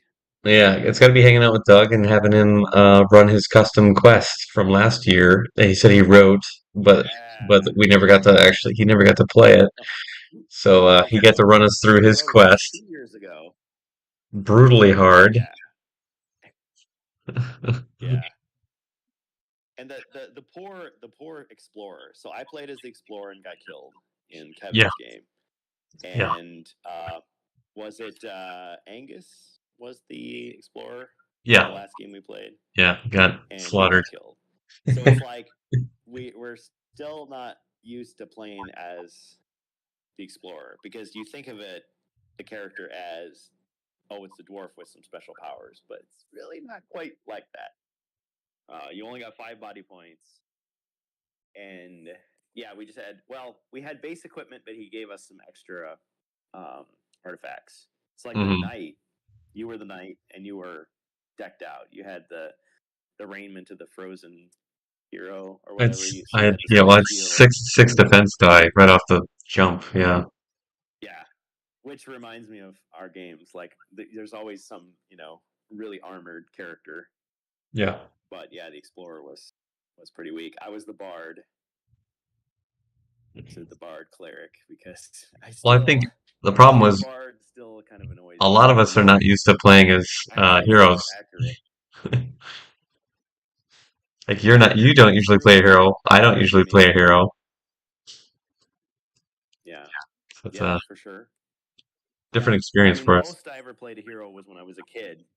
Yeah, as a grown up, it's mostly been Zargon. So yeah, it's like my turns take longer. I sometimes get a false sense of bravado, like I can just charge out there and just start hacking away. And yeah, when you get a room where you've got a Yeti, a polar warbear, and an ice gremlin, forget the ice gremlin, but those two. And then he had this scenario where, should we spoil it? What if he releases it? Well, he'll have to remix it anyway. But yeah, it was the frozen horror was in this room with a big crevasse or crevice, as I call it, and there was like ice statues. So it's like, oh, do you have to fight him or the ice statues? Which is it? So you're thinking about your video game lore, your movie lore. How's it going to work? Yeah, and he had a lot of body points of health. Yeah, like over 20 body points of health, I think. Something like that. Yeah, yeah. Well, I'll let you in on a little something here. So I have it on good authority that at one time you thought the elf and the dwarf, or the elf and the wizard, elf and barbarian quest packs were hard. Well, the wizard quest pack and the dwarf quest pack were going to be even harder. So monsters with that many body points is actually not unheard of in Hero Quest, but those were never released, and I think they would have needed to tweak them quite a bit if they had released them. Yeah. Just like we eventually got with the barbarian and elf packs. I'm not sure if there's a 20 body point monster, but there might have been. I guess you get around that in the new expansions by instead of having a monster with just 20 body points, it's like, oh, multiple forms of the same monster. So it's like 5, 10, 15. It doesn't seem like the same. Yeah. I don't know. Do you have an opinion about that, Ruby? Do you think it makes it more interesting? I mean, Still hard. it was still hard. It was still Killing hard. them. Yeah. Only because of the statue mechanic, though. So Yeah. so each time you That's kill the statue, it does like 5 body points of damage to the frozen horror. So he wrote it in a way where it, but you know, the frozen horror doesn't really have all those body points as long as you figure out that you got to kill the statues. right. But man, he could have made it even harder by like, oh, you got to kill him in a certain order. You got to use a certain weapon to do it. Yeah, yeah. I mean, it looked like he simplified, like he course corrected in the middle. Like, oh, I should probably do it this way. So he might have had other things planned, but Could like have we were been. running out of time. We were running out of time and I we mean, he's were a really getting good. our butts kicked. Yeah. When Angus died, he brought. He said, "Well, oh, this mercenary comes in. You can control him now." So it's like, Yeah, okay, so he keeps him yeah. in the fight. Kind of like replacing. Oh, you died, so you replaced with the bard, but I was already the bard, so couldn't do that. So, yeah, he's a really good Zargon, and he definitely he starts to cackle when he's doing well. Oh, he's very It's like animated.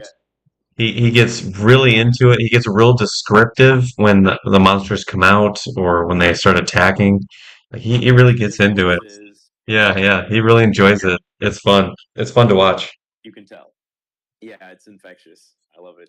Yeah, so that was definitely a highlight for me too. I agree with you.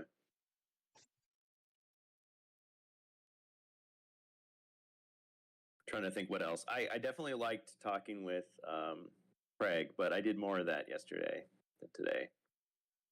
And Tess. And I really tried to get people to sign to autograph the fake Jungles of Delthrak cover that I printed But he out, wanted to and touch it. nobody would do it. It's like, nope, nope. It's like, oh, come on. Bergen, you're We're just responsible touching. for even spreading these rumors. No, it wasn't me. It was Pixie Games. And then we went Just back to it. throw somebody else under the bus. Who, whatever. No, I'm Yeah, just kidding. yeah, yeah. Well, it's like, okay, now I'm the fake news guy. Thanks a lot. Fake news. You try to troll somebody, and then they call you on it, and they're the bad guy. They're the troll. That's funny. Man, yeah. It's just, I mean, they have a playful way of dealing with us. Sure.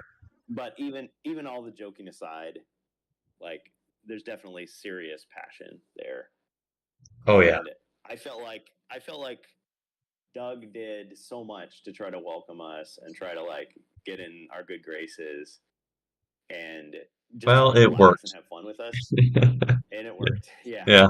But I mean, we still did the interview, and we still had to deal with the stuff that people were wondering about. Hmm. But he just wanted to talk about the positives too. Not just answering the criticisms. You know what I mean? Yeah, sure. It's like when the truck driver is in front of you and always says, "How's my driving?" Like, how many calls did they get where they say, "That guy's an awesome driver. He's really great." It's usually just, no, he's a terrible driver. Oh, he made a mistake that almost ran me off the road. Jerk. So it's like, I get that they want to celebrate their successes too. Well, I work IT, Yeah. so I understand that Mhm. perspective. Nobody calls you when Yeah. things are working to tell you it's all That's working true. great and thank you. They only call you when it's From a all different screwed up. department. Yeah. Right. Yeah. So I get that. And at the same time, though, it's like, when I'm doing these things, yeah, for me, I'm interested for me about these things, but I also want to help get other people's questions answered. I don't care Hmm. about the quest order at all, but everybody wants to know that, so I ask about it. And he says in the interview towards the end, Doug does, about how, yes, that does matter to people. So they lay it out like this. This is how the story goes. But they don't want people to be constrained. And Doug said this, I don't want people to be constrained by this feeling that, oh, I have to play this one before this one. And so it's like Yes. the one you really want to play, you're going to put it off for, months or years. Well, yeah. Just play the one that you want, I told and my group maybe, we just finished Prophecy of Telor, and I told my group I want to oh, like cool. skip up to either Frozen Horror or maybe Jungles or something like that. And one of them was like, "Well, we got to do it in the official order. We have to do that." And I was like, "Well, that's the whole point, though.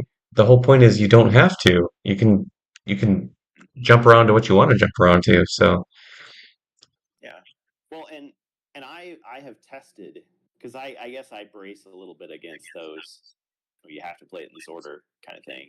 It's like they want to have it both ways. Not well, I came out wrong.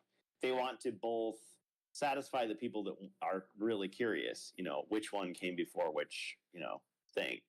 yeah, Was it Keller's Keep or Return of the Witch Lord? Was it Age of the Mirror or Rise of the Dreadman? It's like what's the order? But they also want people to be free to just start wherever you want. Like we in our group, we started playing Frozen Horror with brand new heroes, like for everything, not just the solo quests. Because brutal. yeah, I know, but we turned the solo quests into group quests. So I mean, we softened the blow. Yeah, But I often thought the quests that you really need to play other quests first. Well, you should play the game system because it gives you all the artifacts, which will help you in subsequent adventures. But after that, it kind of doesn't matter. It's just that Frozen Horror and Mage of the Mirror were broken. They were too hard, way too hard. And so, to make it more fair, you'll complete more quests to build up more gold and items so that you can have a better chance of survival. That's kind of how I looked at it. But that's not a function of how the quest is supposed to go. It's because they overcorrected in the other direction by making it too hard. So it's like, I mean, you could start with a new party of heroes for each of these, and we proved it by starting Rise of the Dread Moon with a brand new group of heroes. But we kept the same party of heroes from Frozen Horror into Mage of the Mirror, which worked out fine. And actually, at a certain point, it started to become like not that hard because they had so much gear. Of course, to yeah, be fair, I mean, the way we play on stream, I mean, someone could show up feeling, generous and just giving lots of potions to the heroes or giving lots of monsters to Zargon. But I mean, towards the end of Mage of the Mirror, I was going back to the draft notes and I was just like restoring the original difficulty of the quests. So the ogres had 10 body points. Instead of one giant wolf in a room, there was like 2 or 3. There'd be sometimes multiple ogres at a time, not just in one room, but like multiple times. Because the first draft, it was way harder. And it's like each new draft, it like got easier and easier, but it was still too hard. Unless you just get super lucky with your rolls. If you're Doug Hopkins with your rolls, you can get through anything. But if not, you're going to be repeating it a lot to the point where you're like, do I even care anymore? Just go play a different expansion.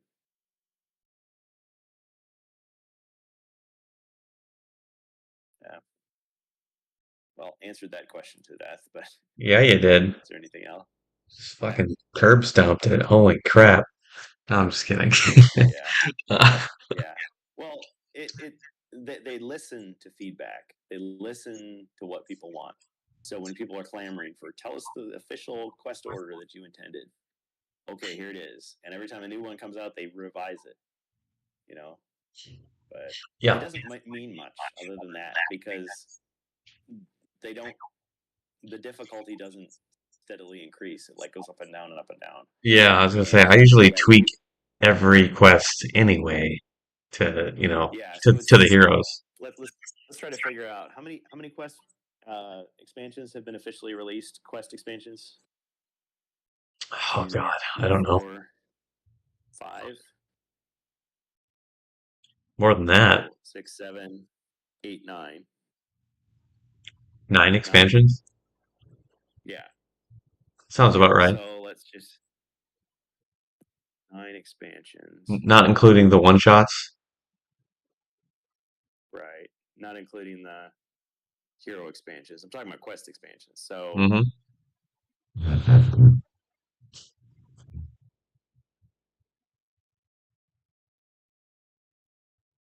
okay, I'm not going to get the numbers exactly right, but the most recent chronological expansion is, because we're not talking about First Light yet, let's just say Jungles of Delthrak. So Jungles of Delthrak costs $385 to play, because you've got to buy Keller's Keep, Return of the Witch Lord, I'm going to get the order wrong, Mage of the Mirror, Frozen Horror, Rise of the Dread Moon, Spirit Queen Stormint, Prophecy Tellor first, and play all of those. So that's going to take you, what, 2 years? Sergeant House says there's 8 expansions. I will trust his number 8. for no reason other than he said it. Okay, Keller's Keep, Return of the Witch Lord, Mage of the Mirror, Frozen Horror, Spirit Queen Stormint, Prophecy Tellor, Rise of Dread Moon, Against the Ogre Horror, Jungles of Delthrak. It's 9. Okay. Right? Wow. Yeah, we have 5 big box, 4 the small box, and the game system. So they're 10 in total, but yes, 9 expansions. So 9 expansions? Yeah. Okay. First Light. Yeah, and he said First Light First Light breaks everything because it takes place at the same time in parallel to the game system.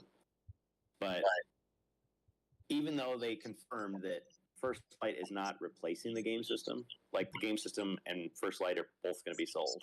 Like one's not replacing the other. And yet they imagine that the people that buy First Light are just going to move on to the expansions. They aren't going to buy the game system as well and play that. And yet people like us are going to buy First Light because of the new content. Whether we just grab those figures and put them into other things, or we just sample the quests, but we're using new heroes. Like, even though you have your barbarian that you've taken through multiple campaigns, you're going to have just a fresh barbarian to see what these First Light quests are like. Like, what's wrong with that? And you could just say, well, yeah, while the other heroes were fighting Ulag, these other heroes were doing something else. You know, the B team, not the A team. I don't know. You can imagine it many different ways. But the point of First Light is to get the people who are intimidated by the price or don't visit, friendly local game shops, or have heard that HeroQuest is complicated, or I don't know. They have the wrong impression about the game. So it's like, this is the easiest, least risky way to get their foot in the door. And if they like it, they can go buy more. So it's like, you buy First Light for $50, you buy an expansion for 45 or 35. It just seems easy. Like, oh, I just want another experience. But there's nothing stopping a person from just buying First Light and continuing to play HeroQuest, but not buying any of the expansions. They could just make their own stuff. I mean, it's just as easy, component-wise. Except you're using a cardboard standee instead of a plastic model.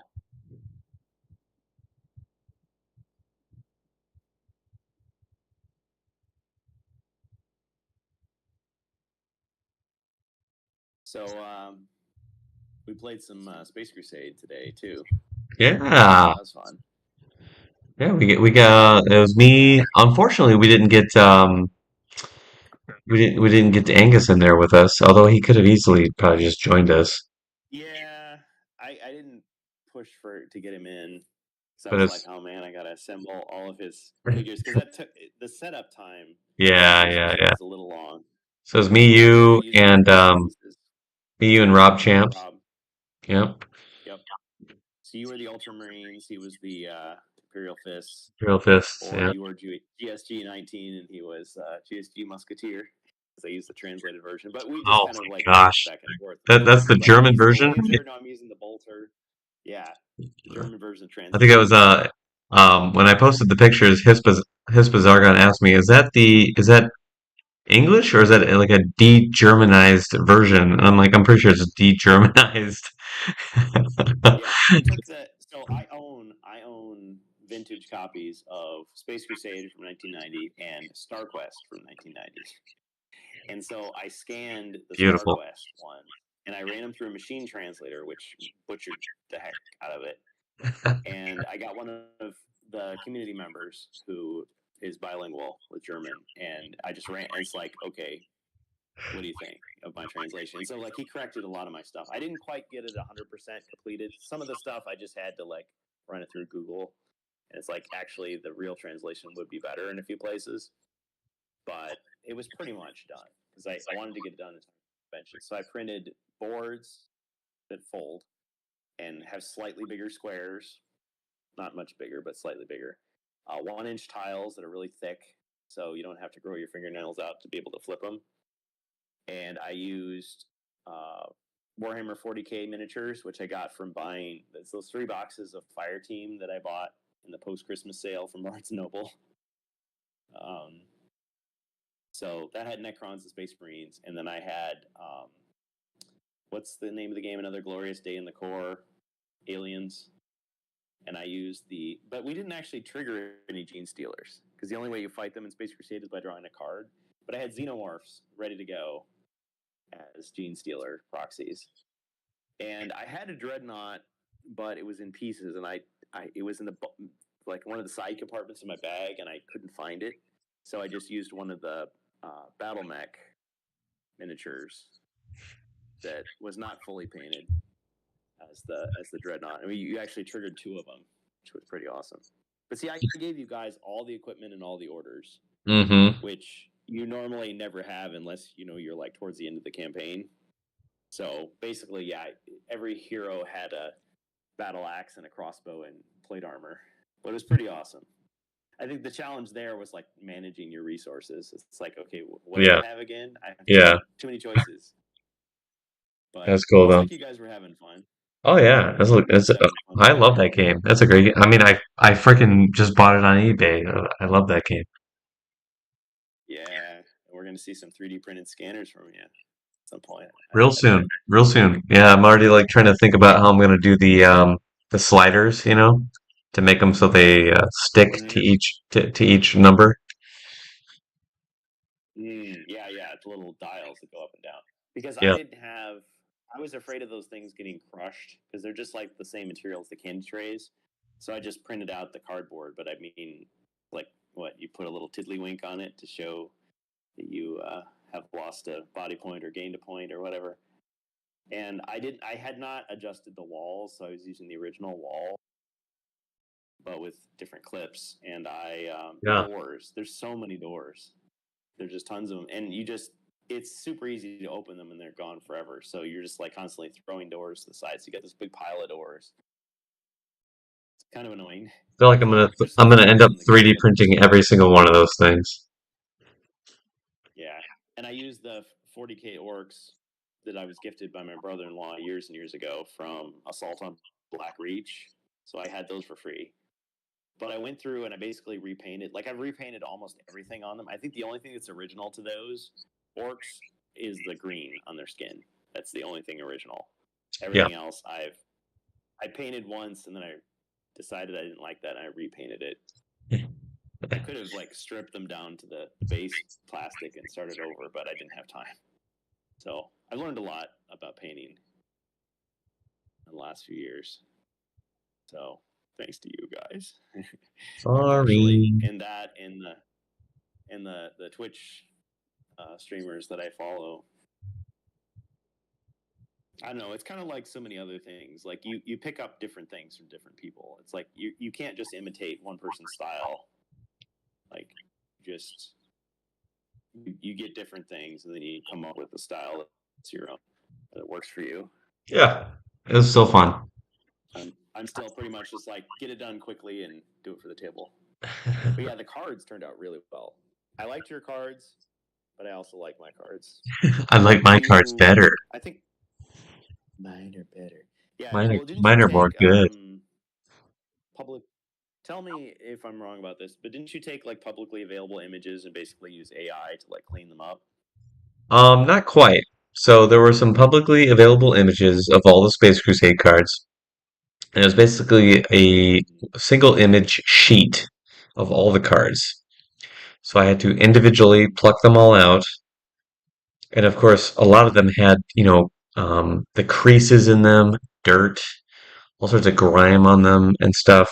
And so I went through every Space Crusade card, both sides, because each card has two sides that are unique, and cleaned them all up manually with Photoshop, and Okay. eventually got them all. And in a lot of You cases, didn't use AI, ladies and gentlemen.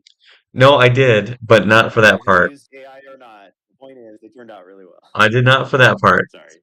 Too soon. So for like the text, a lot of the text was really screwed up and stuff. And so then I took all the images once I individually separated them all out, upscaled them, to try and get a higher resolution out of them.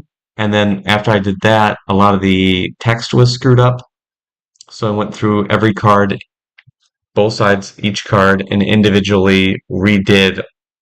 You use Photoshop, holy crap, Photoshop to scrub out the text without losing the backgrounds, and then redid all of the text on all the cards individually, and then made templates for everything, and then printed all of them out and by hand and cut them all by hand. It was a huge project. Now, the part that I used AI on, and I did use AI, was the Used AI, ladies and gentlemen. the play, yeah, the player boards. Sorry. So Oh, okay. the player boards that have the commander information on one side and the weapon information on the other. And the only part that I used AI on those, I also cleaned those up because they had creases through them and things like that, and dirt and grime and stuff.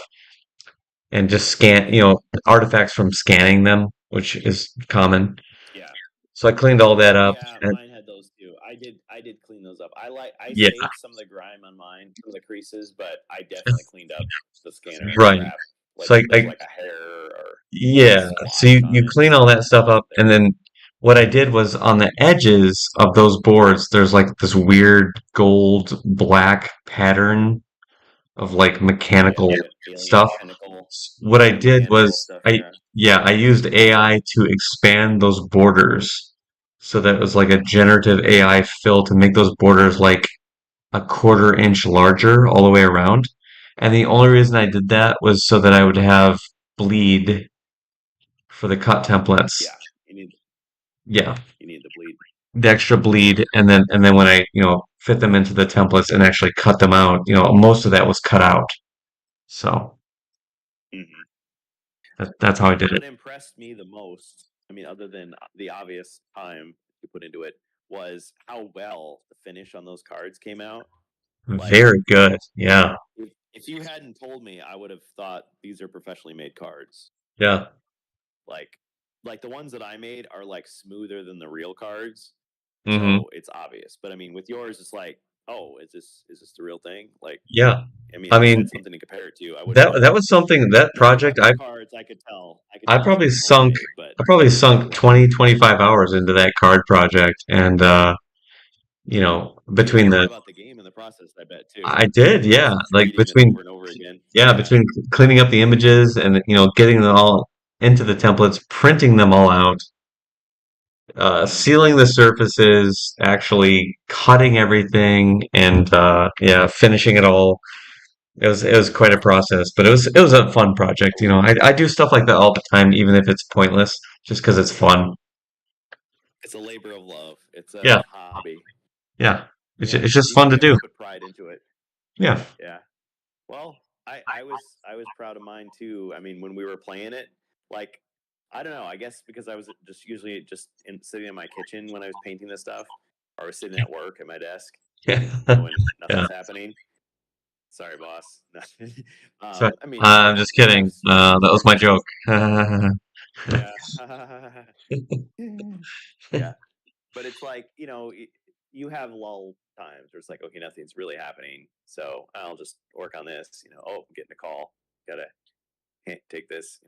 But Yep. it's like the colors were so bright in that exhibit hall because it's like the lights were super bright. Like the thing I can compare it to is like, you're at the store and they have like the makeup counter and like the lights are super bright so you can see everything.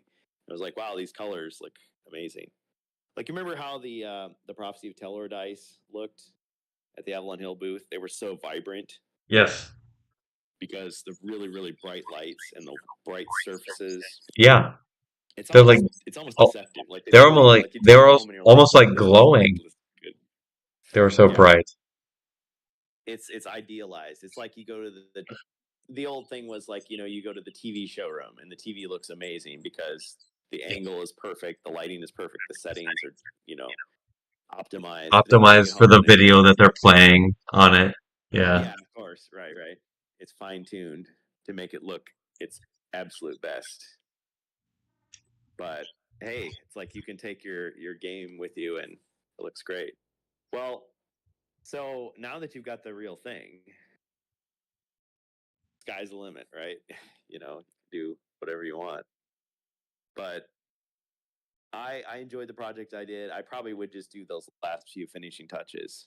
But the fact that we had Gen Con and I knew you guys were going to be there, like, forced me to like work faster and more efficiently, because otherwise it probably I'd still be working on it like months from now or years from now. Like, I had those orcs for a long time before I even started painting them, much less, painting the Marines. Like, I think I spray painted them all one color, and then they just kind of sat in the box for a while. And then I put the details on them, and they sat in the box for a while, and then I started. The hardest part for the miniatures was gathering the individual weapons to be the equivalents of what Space Crusade had in the box. And those, it's like they gave you everything. They gave you the kitchen sink when you bought it. Like, Space Crusade was a really awesome game for that.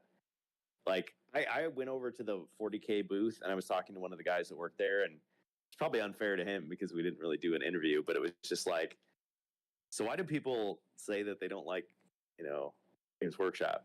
And he was like, well, they say it because, we're a business and we're trying to make money. And it's like, at first I'm like, oh, whoa, but then it's like, no, I mean, what he said made sense. It's like, yeah, we could just release everything and then just stop. And it's like, okay, everybody's bought our product. Now what do we do?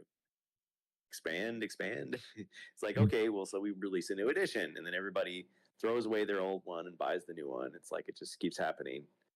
And it's like, people want to stay competitive, so they buy the new book and they update the army. And is it predatory? It's like, well, you opt in, nobody's forcing you to do it. So it's kind of like, yeah, I mean, I don't like it, but I hear what you're saying. I mean, it makes sense.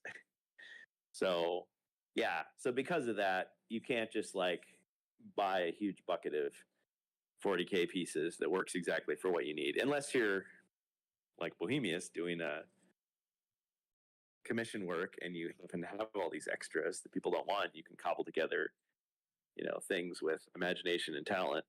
Usually it's like, oh, I need this very specific thing, and so I have to buy that individual piece, or I have to buy this big set that has the one piece that I want. So it was very difficult to get those last pieces. But I noticed little things about Space Crusade. Maybe you saw this too, but the yellow team, like, their card is just copied and pasted. Like, it looked like they redrew the guy, but then they just like copied the head from the red one and put it on the yellow one, and then just like changed the hue, because you could see like traces of the red still on the yellow. But you only see that when you like zoom in on the card like really closely. So it's like, oh, you see the original flaws. And so I was like tempted to just leave it there, but then I was like, nah, I should like color it in a little bit. But it's like, that was just something that I wanted to do. Like, I could have left it alone and, you never even notice. But yeah, it's like you zoom in and you see there's just that one little crease in the corner that Yeah. just annoys you. So you like fix it, rubber stamp it out of the way. Makes you feel like you've fixed it or something, enhanced it. Zoom, enhance. Yeah. I feel like I'm drifting off to sleep here. Do we have anything else we needed to Uh, talk about? I mean, do you just want to wrap up general other things you did at Gen Con today? Um, any other games or Yeah, anything you checked out? I felt like I did a lot less today. I did more. I mean, we played with Doug. I did the interview with Doug and the interview with Patrick. chatted a little bit with the other Avalon Hill people. We Right played on. Space Crusade. That was a lot of fun. We saw the parade. We did, I yeah, was in the the parade big this time. cosplay parade. Yeah, that was cool. Yeah. Now it was kind of hard to see because, well, so last year, in Carmi, Chris, he was just like, "Yeah, you should get out there, go in there, sneak in there." I'm like, "Yeah, right. That would never work." Because I thought, oh, the parade is just for people who signed up ahead of time and they're going to be in the costume contest. But actually, it wasn't like that. Like people just jumped in. And last year, they're just like, "Oh, you got a costume on? Sure, get in there," because they want to have the spectacle of all these people. And they would try to organize it, so they put all the Master Chiefs together, all the Mario's together, all the whatever. Actually, I didn't see any Master Chiefs this year. There was a lot of Mandalorians, but anyway. So they had this big thing, but like in the exhibit hall, everybody was gathered around with their phones. So like it was hard to see unless you got really close, Yeah. and people would cheer for different ones. But yeah, there were some clever costumes, some really elaborate ones. I think some of the most impressive ones were those Sisters of Battle from 40K. I mean, they had Yeah. the foam armor and weapons and everything.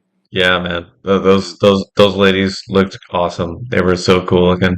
Yeah, yeah. I mean, there were some impressive ones too, where I don't know. There's somebody who was like a Minecraft piece. So I mean, it was this cardboard that was just spray painted, but it was huge. So this There is was the huge, like blocky thing moving around. there was the one guy who was a giant mimic chest. Yes, yes. That He had was the a teeth. great There costume. was there was a lot of kids with different costumes on. There's horror characters, there's anime characters, video game characters, of course, superheroes, a lot of superheroes.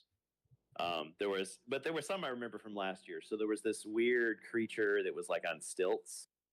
So it was just moving strangely and had a really tall head. I'm not sure if it was We a were real talking about that. creature or I'm 99% sure that is from, and maybe from Disney or something. somebody in chat or anybody else can correct me. I swear that's from Mad Max Fury Road. There's a scene in that movie where they're like driving through this swampy area, and there's these Oh, creatures that are like moving around on stilts. yeah, they're like humans, but they're wearing these weird get-ups that they're like Yes, animalistic looking. yes. Yeah, like they're a cult that I swear is it's like from that. I could be wrong you though. may be right. You may be right. I had forgotten all about that until you said that just now. Wow. Yeah, I've seen that movie twice and I blotted it out. Actually, it wasn't a bad film, but yeah, anyway. Um, there was a discount George Lucas. That was funny. There were Beautiful. two guys that did not look anything like Macho Man Randy Savage and the Ultimate Warrior, Ah, yeah, I and saw they those were like guys too. they were belting out their promos like they were yelling and like they made up for it with bravado. I appreciated the effort. Excellent. Um, there was there was a guy last year that he had some kind of like skull face or something, but it was like animated with his jaw, so like he was like talking, and so he had this big like I don't know, like goat skull face. It was talking. I was like, that's Goat really cool. skull face. Skull face. Yeah. Then there was a guy who he just looked like an event staff guy pulling a wagon that was Okay. loaded with magic cards, which I'm sure he got from the charity one, where they build stacks of magic cards and you hit them down with balls or something for charity. But Yeah. it looked like he had a bunch of those, so it was like, oh, it's the guy stealing the pallet of magic cards from Gen Con last year. Yeah. And he would like pretend to trip, and everyone's like, "Boo!" That's awesome. He definitely got a reaction. It was like, wow, too Beautiful. soon? Nah, never Nah, too soon. nah, nah. You're good. Yep. Yeah, so it was pretty cool, but it wasn't just a repeat of the same stuff. Like you could see the trends, like what people wanted to portray. Yeah, for sure. A lot of effort. I mean, there were some costumes that were like low effort, but it's like, yeah, whatever. I It's mean, fine. They're just there to, the you know, kids are have cute. They're having fun. Yeah, they're there to have fun. yeah, exactly. It's like jump in, and I think I saw like a dad and his like infant. They just jumped in. They were Yeah. dressed up like Burger King or something. I don't know what it was, It, but it it was doesn't cute. Just like doesn't surf even dancing. matter. They're just there to have fun. Yeah, yeah, that's what it's about. That's what it's all about. Yeah, so that was a fun little thing. It was different to watch it versus being in it, because when I was in it, it's like, okay, I did get a brief glimpse of a lot of the costumes when I was getting into the line, but the rest of the time it's just like, you're walking down the gauntlet of people going woo and waving their camera in your face.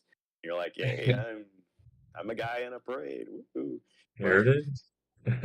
Versus like, oh, they're still coming, and then the guy at the end's like, I'm the guy at the end. Like, okay, I'm the last one. Like, yay. So what would you say? I mean, we still have a few hours left of Gen Con, but Yep. what would you say is the highlight of the 4 days or the 3 days? Highlight of the 4 days. Well, probably playing with Doug, but there's a It's hard to lot top going. that one. It's hard to top that. That was a great honor to be able to like sit down and chat with him and to have him It definitely was. yeah, like be so cool. But man, Yeah, he was very just cool. it's hard to pin down any single moment because you're wandering around and so many people are so nice. Everyone is so cool. Everyone is so welcoming. It's like, hey, do you want to come over here and sit down and try out my game? I'll teach you all about my game. And everyone's like that there. And so especially when you're walking through the vendor hall, vendor section, and people are just not aggressively, but they're very enthusiastic about showing you their stuff. And so I'm like, yeah, Yeah, show me your stuff. Show me your stuff. I want to see it. And so that's a good way to put it. yeah, Because yeah, they are selling stuff. They're trying to entice you to spend money, but yeah, they're doing it in such an enthusiastic way. It comes across as sincere, like they really are yeah, passionate about this. They really they are really trying to just be enjoy it. friendly. And if you say no, Yeah, I'm not interested, they're just like, oh, that's cool, man. Have a great day. There's no ill will or anything like that. So right, it's a really right. great environment. No bitterness. Yeah, Yeah, I yeah. like that. Not aggressive So it's sales. fun. So, I spent a lot of money today, but and throughout the weekend here, but yeah, I don't regret any of it. So Yeah, it's a lot of that's fun. great. I did regret the laser tag a little bit. Oh yeah, there's a good I point. mean, We'll just talk about that one last time because my God, the worst laser tag you could it could have ever it hope could have for. been so much better. Uh, It had such promise, it could have been and it not. anything else, literally anything else, and it would have been Mhm. better. Ugh. Embarrassing. It was embarrassing Yeah, so to I have regret Games that. Workshop attached to it, have 40K attached to it, and to be that Yeah, crappy was really disappointing. In very fact, disappointing. I might just tweet Well, them right now and just be like, yo, yes, feedback. How are they ever going to know? yeah, yeah. I will say though that having you guys with me did soften the blow, because it was like, well, at least I can So go and yeah, complain to somebody. At there least we was get a one fun picture at the end. great moment at the start of it that was great, which was me, you, and I think it was Joe Angus, um, Yeah, where we were all the orcs, and I think Rob played as a space marine. yeah. But me, you, and You're the Joe Space Race. at the start of the match, we all had to give a gigantic "wah" as a Yeah, space rock. And that was a good big time. yell. Yeah, I was like, Yeah, oh, yeah. there we go. That's what I wanted. For a couple seconds, it was like, yes, it's on. Yes, here we go. And then after that, it was just crap. Mechanical malfunctions, couldn't see anything. Yeah, couldn't tell who was who. Yeah, it was bad. But I think if I had to pick one highlight, I mean, yeah, it is tough. Playing with Doug was amazing. The interviews were amazing. Uh, yeah, so many good things. But I think meeting you guys was great. And I mean, it could have just been like, "Oh, you're the guy from the internet." Like, okay, great. Wow. Who cares? But I mean, we got to hang out. We got to do stuff that we all enjoy. We got to kind of like share feedback with each other right away. Like, oh, how was that? Oh, that was good. Or, give each other suggestions. Like, you check this out, check this other thing out. Oh, I need this thing. Yeah, I'll buy this. I'm in line. Thanks, by the way, Ruby. Uh-huh. Yeah. Yeah. So I have, because I bought a t shirt. Let's see. Yeah, 2 t shirts that people asked me for. I bought some dice for another person. Not the Jungle's dice. These are the D&D dice. They were like modeled after the original, the first edition ones, except they're metal. I've got a friend who's a D&D fan and a big dice aficionado. I think he'd appreciate it. You're like, well, actually, these aren't properly weighted. It's like, I'll show you. No, I think he'll appreciate it. He could probably tell me the entire history of them. So, yeah, yeah, because I've played games with you guys before. It's just that it hasn't been in person. It's always been virtual. So I like that. Yeah. Yeah, and the ride home is going to be tough, but it'll also be like I can reminisce, unpack all those memories as I'm driving home. Think about how I need to print out those Space Crusade walls to make them the exact proper length, even though I can just use the classical ones. Yeah. So you bought. You don't have to go through the entire list of what you bought, but you bought that wrestling game. What was it called again? Super Show. Super Show. I got that one. What else did I pick up? Oh, I did pick up a copy of Jungles just so I get the dice, obviously. Mm-hmm. And then I was wandering around back in the vendor area. I did pick up a copy of the Castles and Crusades Player's Handbook. I was talking to you about that earlier. Oh yeah. Which is like AD&D second edition, but like kind of modernized and streamlined a little bit. Mm-hmm. And I picked up another board game at one of the random like stores. It's got like a whole bunch of board games. I picked up a game called Tykel, which is it's like a jungle. Yeah, each player is like a jungle exploration team, and you're like uncovering ancient runes, and you're Uh, you know, Sounds familiar. yeah. So it's like a tiled thing, so it's different each time you play it, and they're trying to uncover the ancient. Yeah, uncover the ancient temples and score points based on that. So it's another one I picked up. And then did I go back to 40K today? No, I didn't. I was gonna go get another 40K um figure painted, but I didn't get to it. Yeah, I ended up getting 2 different Space Marines. So I got like the guy with the flamer that I painted red, the guy Yeah, with the bolter that I painted blue. yeah, yeah. So maybe I'll go back I was tomorrow thinking I morning. just need one more that's yellow, but I just don't know what it's gonna look like. Yeah. Maybe with the contrast paints though, because you get it done quick. I Yeah, mean, I feel you like I just would slap it never over I the would never top and you're done. Yep, done. I would never want to buy that stuff, but if that's what they're offering me for a free miniature for 30 Yeah, minutes, sure, best bet. Yeah, because obviously they want you to like go, wow, this is so easy. I need to buy the paint set and use it. I want that. Yeah. But yeah, but people were telling me like if you're playing the game competitively and you just have to get this army painted quickly and still look halfway decent, that's one way to do it. So yeah, Yeah. because they're very. I mean, a lot of those tournaments have rules like it has to be painted to this specific degree or whatever. Yeah. So people feel like they have to conform to that, and so the company enables you to do that in different ways.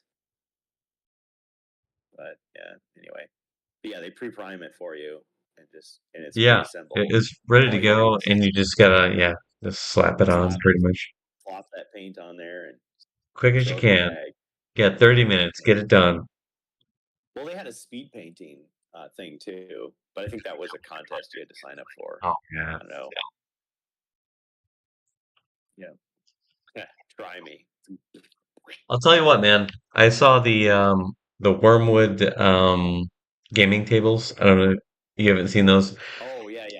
And man, those are You were telling me about awesome. it. Just some of the sweetest tables you've ever seen in your life. And Is this with the like video screen in the middle of it with a touch no, screen? well, some of them do, but most of them don't. This is the one that's got like it's got the sunken play area, but then there's like a crank on the side and you can crank it up and then it goes up to the table height. And then you can just play. And then when you're done, you crank it back down and then put the toppers over the top again. But And earn it. it's like a $10,000 table. I'm like, what? Who can What? afford that? Who can afford that? Yeah, a really rich person Yeah. I was who like, really likes the gaming table. holy You know what? crap, man. I'll just be like, I'll contract a carpenter to build me one Yeah, or just something. I don't know. build something like that for me. Holy crap, man. 10 grand? Or I'll just get a big slab of wood and what is the surface made of? Is it felt? Is it velvet? Is it leather? What is it? The play surface is like they put a felt on it. Yeah. Oh, just get a pool table. Yeah. I mean, that's And there you go. what's like what Done. 3,000 3,000 for a pool table and just put Yeah. little bumpers over the holes. Infinitely And yeah, I cheaper. guess people will be like, "Are you gonna play pool?" Like, no, I'm gonna No. play my miniatures game. I'm But- gonna play my dice game. Okay. Oh, that's Rob Champ. So you guys really liked my dollar store dice rolling tray, Oh which yeah. was why I brought it along. But Yeah, he that was wait, solid. I noticed when he was rolling his dice, he was doing it casino style. He would throw the dice at the side wall and it would bounce It off. would bounce off, And it's yeah. like, yeah, it's like that's good. I like that. So that was a little bit It's of a fair. tell there. So we know Rob goes to the casino quite a bit. Yep. Clearly. Yeah. I didn't see him blowing on the dice for luck or tapping them on That's the right. table for yeah. Well, hey, at least we could give him some healthy fun. Make him feel at home, you know? Yep. Yeah, exactly. Yep. Shit. High roller, high stakes. That's funny. Just kidding, Rob. Yeah. Yeah. Yeah. It's fun. But I Cool. mean, if you've got enough lip on it, you actually can do that. Yeah. Yeah. Because He was I think doing it.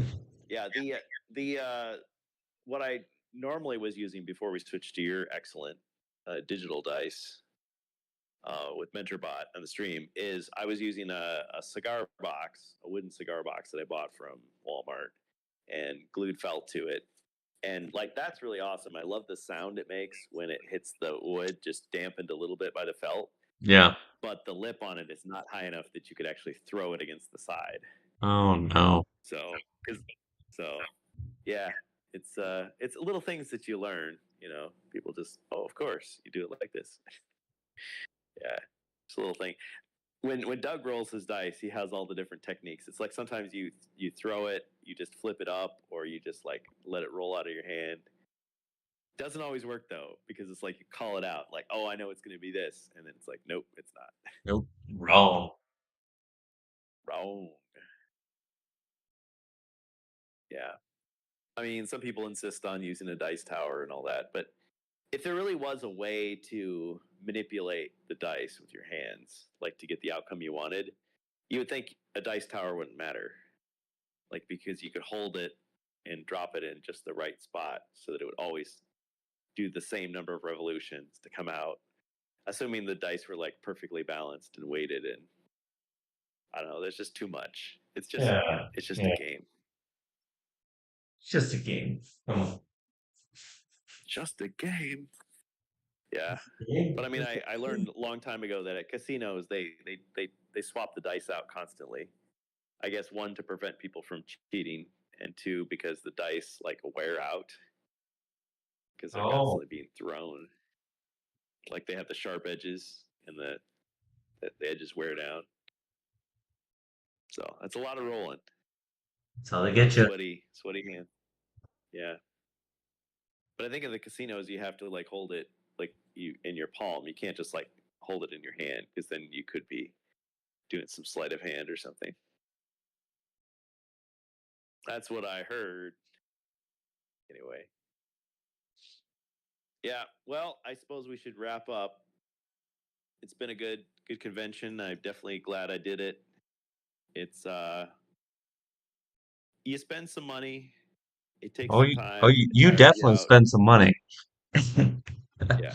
Yeah. But I mean last year I did not I hardly bought anything last Yeah. year. I mean other than generic tickets and my badge and food and Yep. parking and Yep. gas. But I mean like I didn't just go like buying games. Whereas this time, like I did spend some money on some things. I did sign up for some things specifically. And it Yeah. did enhance the experience, but it also was like, oh, now I feel obligated to do this. Thankfully, all but one of the events I signed up for ended up being great. And we made our adjustments. So because the guy I was going to travel with had to cancel, we were able Yep. to get those tickets refunded or exchanged. So it ended up working out. Yeah. I'd do it again. Absolutely. But hopefully I actually will get someone to travel with. It makes it easier when you can split up the driving and the hotel and everything. Yeah. Yeah. For sure. Carpool. Yeah. All right. Well, I guess we'll just close and or any final thoughts? Anybody? Thanks for listening. No. Well, I arrived late in the conversation, so I just want to know. Uh, you did the interviews, right? Yeah. When you're going to? Did you Post them. record it? Yeah, Yeah. I recorded them, and unfortunately, my Wi-Fi in the hotel is not as good as I was hoping. So, I mean, if I'm posting anything more than a few second video, it just takes forever, or it times out, or whatever. So, probably when I get home, I'll have to Great. do that. So, Tuesday night, we Yeah. should see them. Okay. I'm going to upload Perfect. Gen Con Day 1 stream tonight. I had to kill it while we were Yeah. doing this because obviously it's it's hotel internet. So I was trying to upload it. Notoriously Yeah. weak. Although I will say I'm very pleasantly surprised as when I got here to Indianapolis, my phone was like full 5G the whole time I've been here. So it's been great, like 100% internet. Um, Yeah. and the hotel internet's been really solid too, except for, when you're trying to stream and upload at the same time. But other than that, it's been Yeah. incredibly reliable, which Yeah. is unheard of. Usually you go out of town and your phone just doesn't work. Yeah. Pretty much. Well, and I'm not as familiar with smartphones, so I mean, I borrowed Yeah. an older iPhone, and that's way more than I had last year. I mean, last year it was like I think Saturday I took a laptop down to the lobby, and A I was able to lap, upload some of this a stuff on lap, what? A laptop? What? laptop. What? Hmm? Yeah, yeah. So yeah, so I have some GoPro footage, which I mean, it is what it is. I Yeah. have some photos, some short videos, some longer videos on my digital camera. I know what's that, Grandpa, and on the phone, and I have some audio. So basically, the interview with yeah, I guess both of the interviews were about a half hour long. Because it's funny because like I talked to them before the interview and I talked to them after the interview. So there's some off the record stuff, or not really off the record, but just it's not recorded. It's just their comments, what the impression they left me with.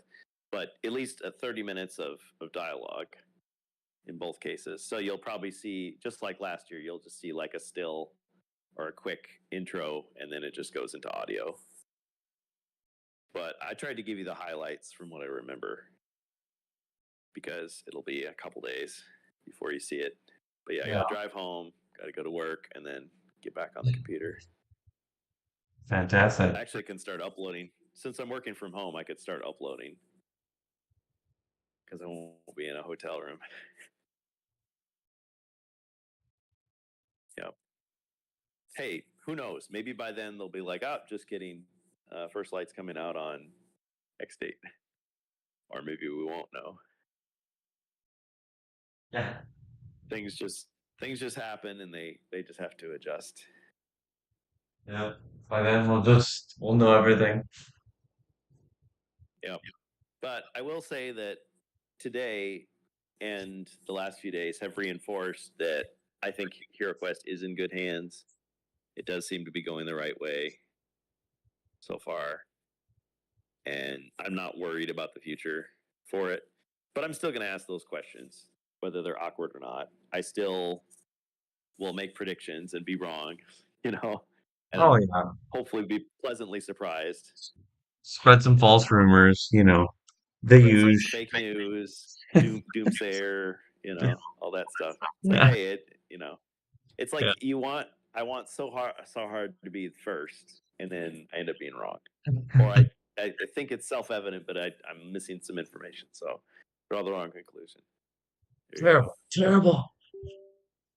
Yeah, I'm glad that the Mountain Dew dice are not the ones that they were playing up as being so amazing, because Let's they were call just kind of like let's call them what they are, the piss dice. the piss dice. Yeah, I would be pissed if I saw the piss dice. Yep. That's funny. That was the impression I got. It's like, man, I want to be polite about this. This is like someone drank Mountain Dew and then pissed it out, and here it is, solidified in my toilet. Yeah. Terrible. I'm just kidding. Somewhere the person that designed those dice is like crying a silent tear. Like, how dare you? That was my It's so favorite hard on dice. those. That was my crowning Yeah, achievement. I Oh like my them. God. I still like them. Good for you, whoever Sorry, you are. sorry person that made those. We're sorry. Yeah. Well, the thing is, it's like you're gonna have every color anyway. So eventually, you got to do Eventually, yellow. right? Yeah. Eventually, we're gonna have red. We're gonna have, Yeah. you The know, brown dice. When the brown dice come brown, out, it's like, whatever we don't haven't seen. say Yeah, it. Don't say it. It's like, there'll be yep, some mud the themed expansion or the, something. Who knows? the, the poop dice. It's like, The poop, he went there. poop dice with little yellow specks in there. Oh no, Come on. he All went right, there too. that's enough. I'll Yeah, yeah, stop. yeah. See, I like the Cheetos and the Mountain Dew dice. That it I, was I I had to take tasty. it. It I was had to take it that delicious. extra step. I'm sorry. Yeah. So I mean, we get the Jungles dice. We get Yeah, some sparkly swamp water or whatever they are, swirling mists of poison. yeah, Yeah. If you like green, you'll like it. yeah. But if you like yellow, I hope you got some of these, or maybe I'll send you one. If you're Yeah, lucky. I'm more excited to send out those boot tiles and those nothing cards. There you go. I got a lot of compliments on those. I mean, people either were like, "Oh, thank you," or they were like, "Oh yeah, I remember this from," or they were like, what a Food? funny joke. That's funny. What? I don't get it. Well, I tried to give it to people that I thought would get the Yeah, joke. exactly. Yeah. Yeah.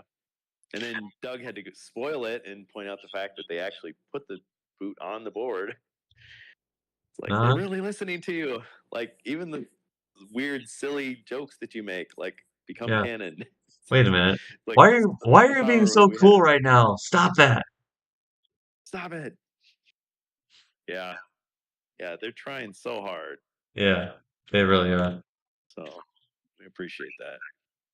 Yeah, because I mean, in a time I've said it a million times, it's like rant cast fodder. Like in a time when so many companies are just like, screw you, buy our product. We know it's best. Stop complaining and consume. It's just like, no, they're not. They're not doing that. So good stuff. All right, guys. Have a great night. Have a great week. Yes, sir.